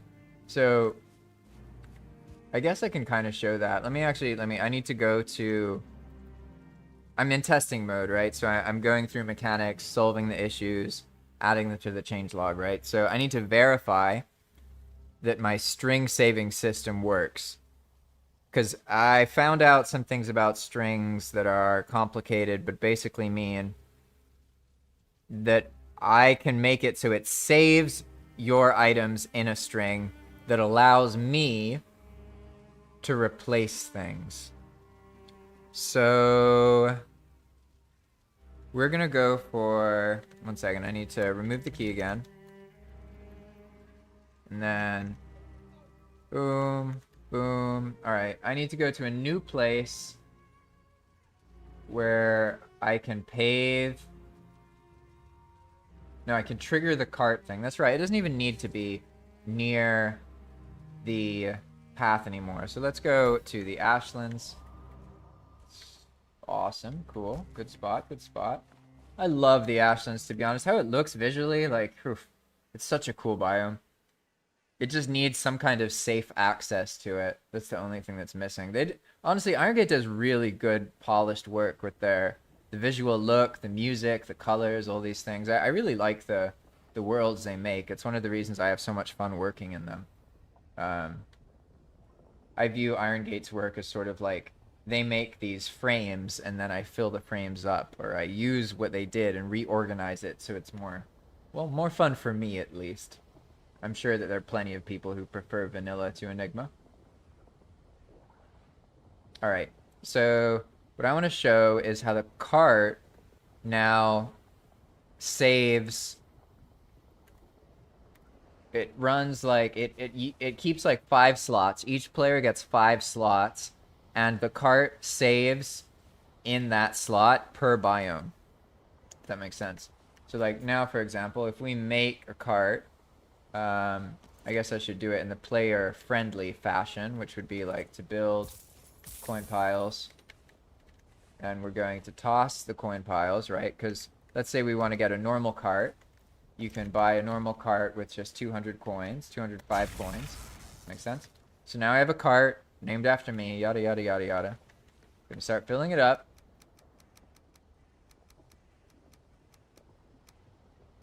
Basically.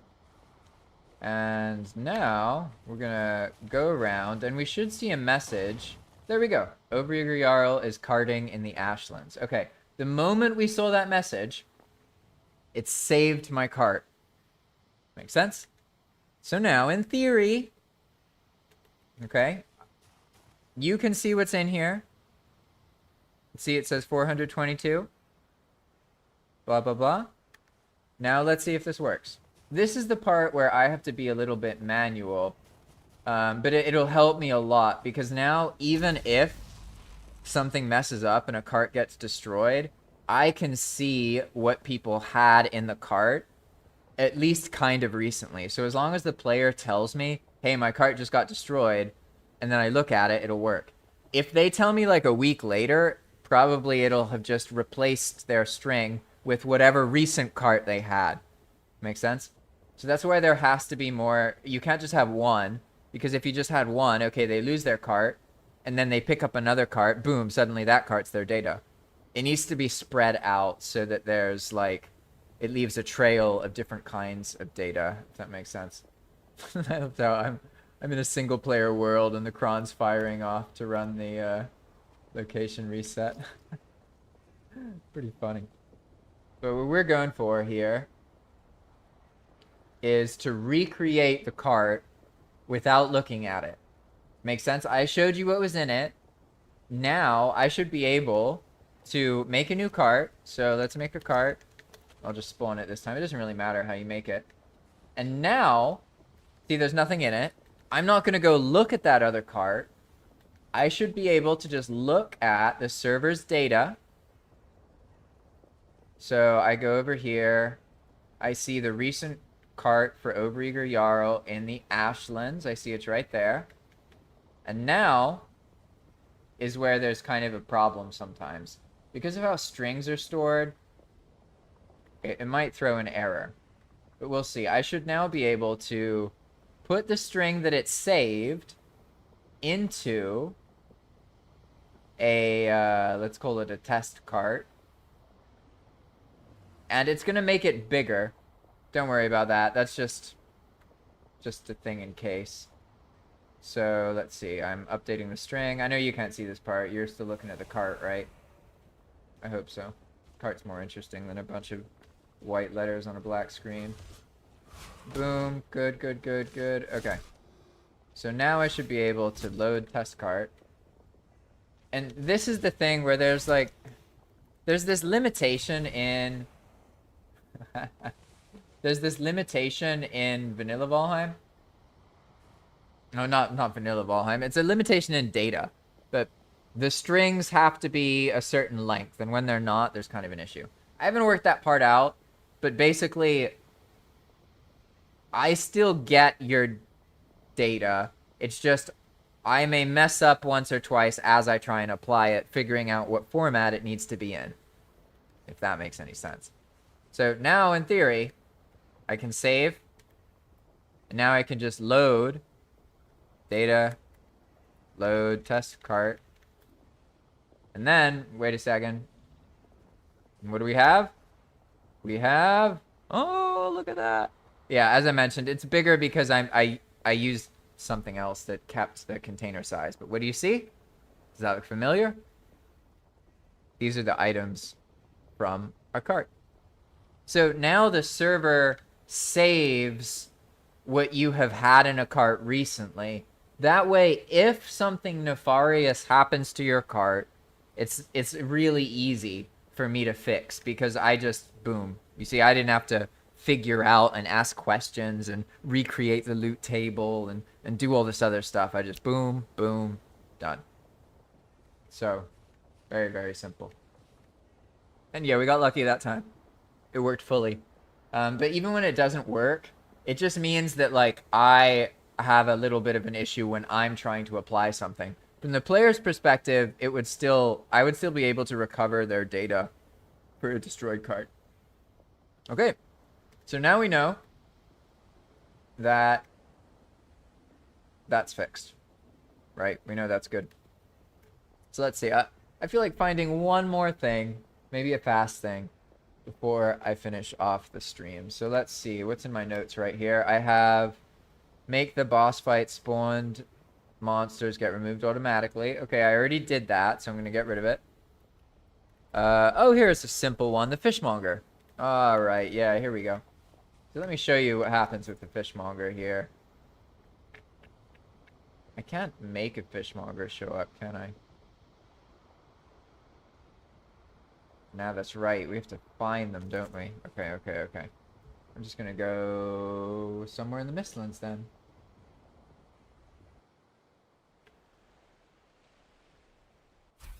Hopefully there's a fishmonger. Somewhere.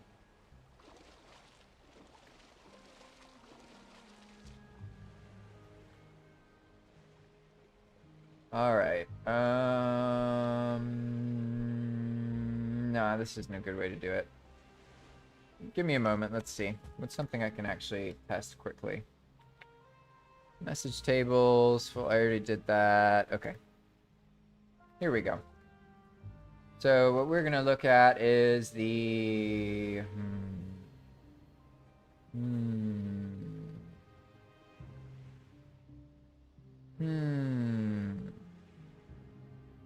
Give me a moment. Arizosa says, for me, it's just my first cart that died. I'd be happy if I could get that cart back, but not the items, which is probably gone, as I've used the second cart since the first one got destroyed. Don't worry, I know we have those messages, so if I remember right, you have...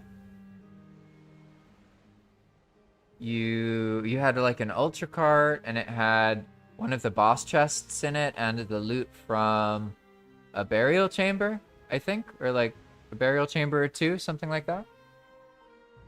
I know it's in our Discord chat thing, so I can just find it there, and then I will be able to just give that back to you. But until then, let's find something to fix. So I noticed the other day something about the fishmonger.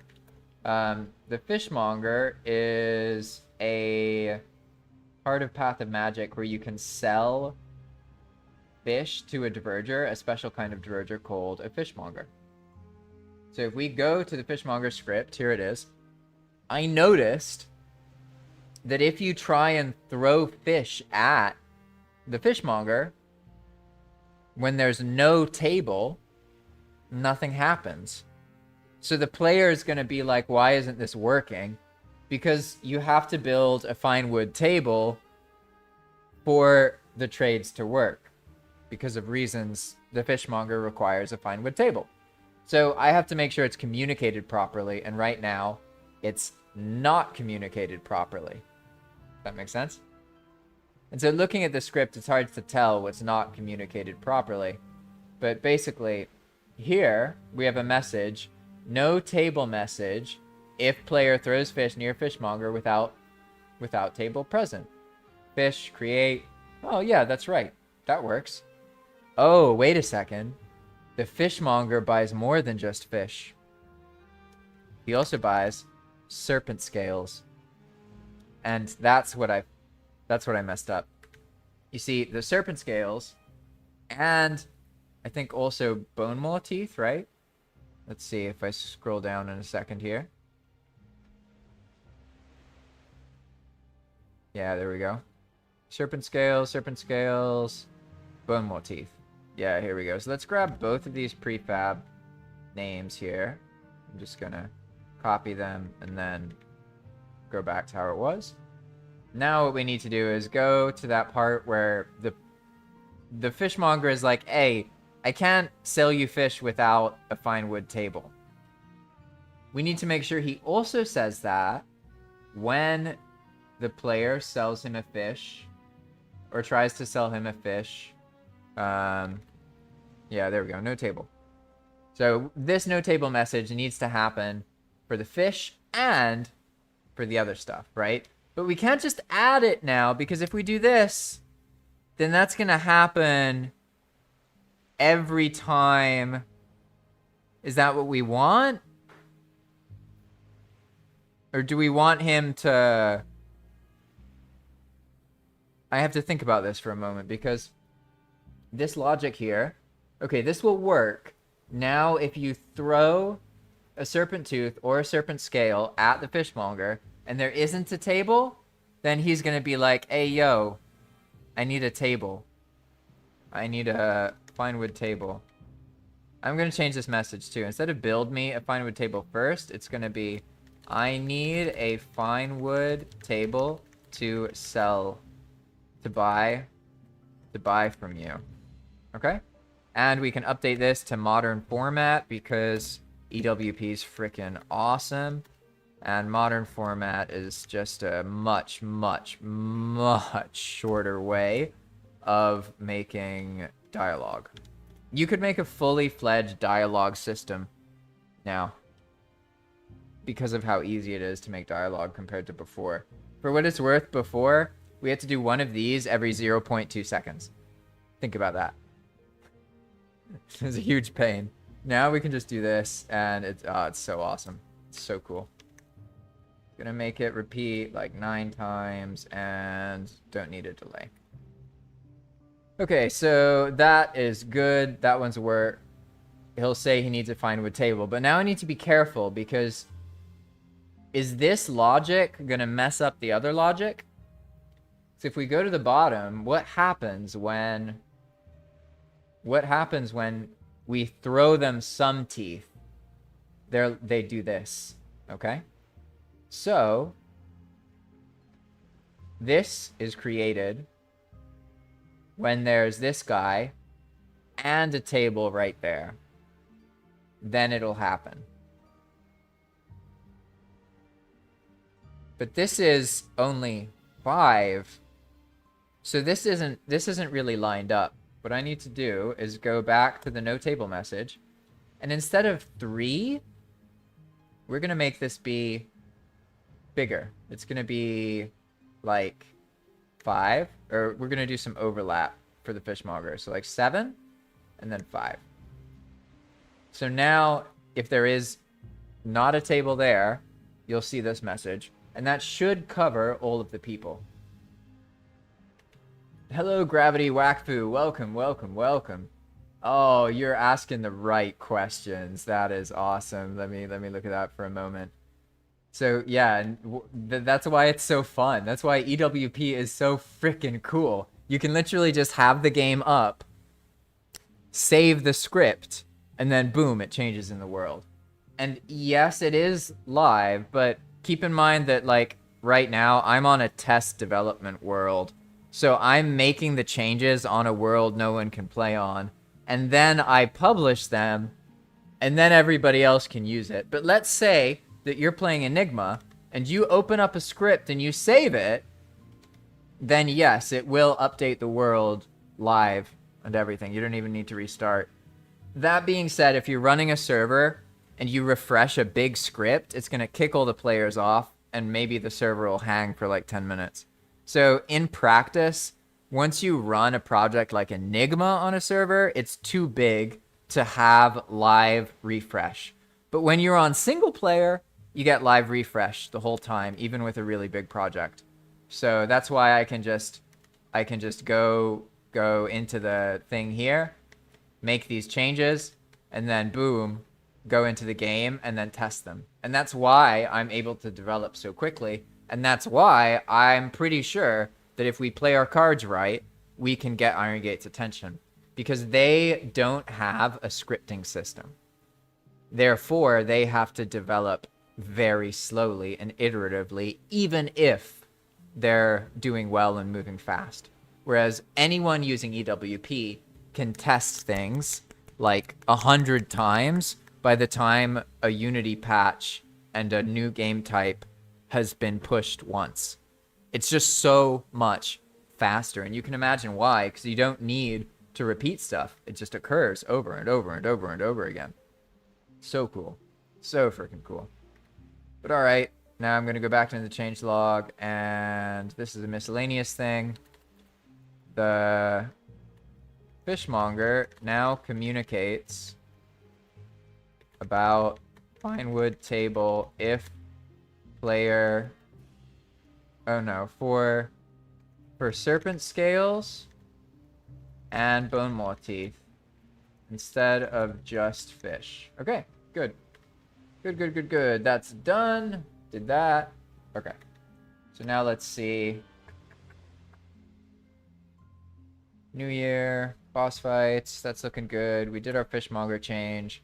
And sometimes I feel ballsy enough for simple things that I don't check it. Like the fishmonger one, that's probably fine. I just changed some really basic stuff. Maybe I'll live to regret that, but probably we're good. So let's see, what's else? What else? I feel like there's one perfect thing I could fix. Fishmonger, did that. did these things. The carts don't destroy themselves anymore. You know what? I know what I can fix. This is a very simple one. So basically, this is the New Year roller, and it makes these 4 treasure chests. But then when the player loots the treasure chest, they only get 1/3 of the loot. And that's kind of boring, to be honest. It's not as interesting as them getting more. So what I'm going to do is find the data. I think it's called...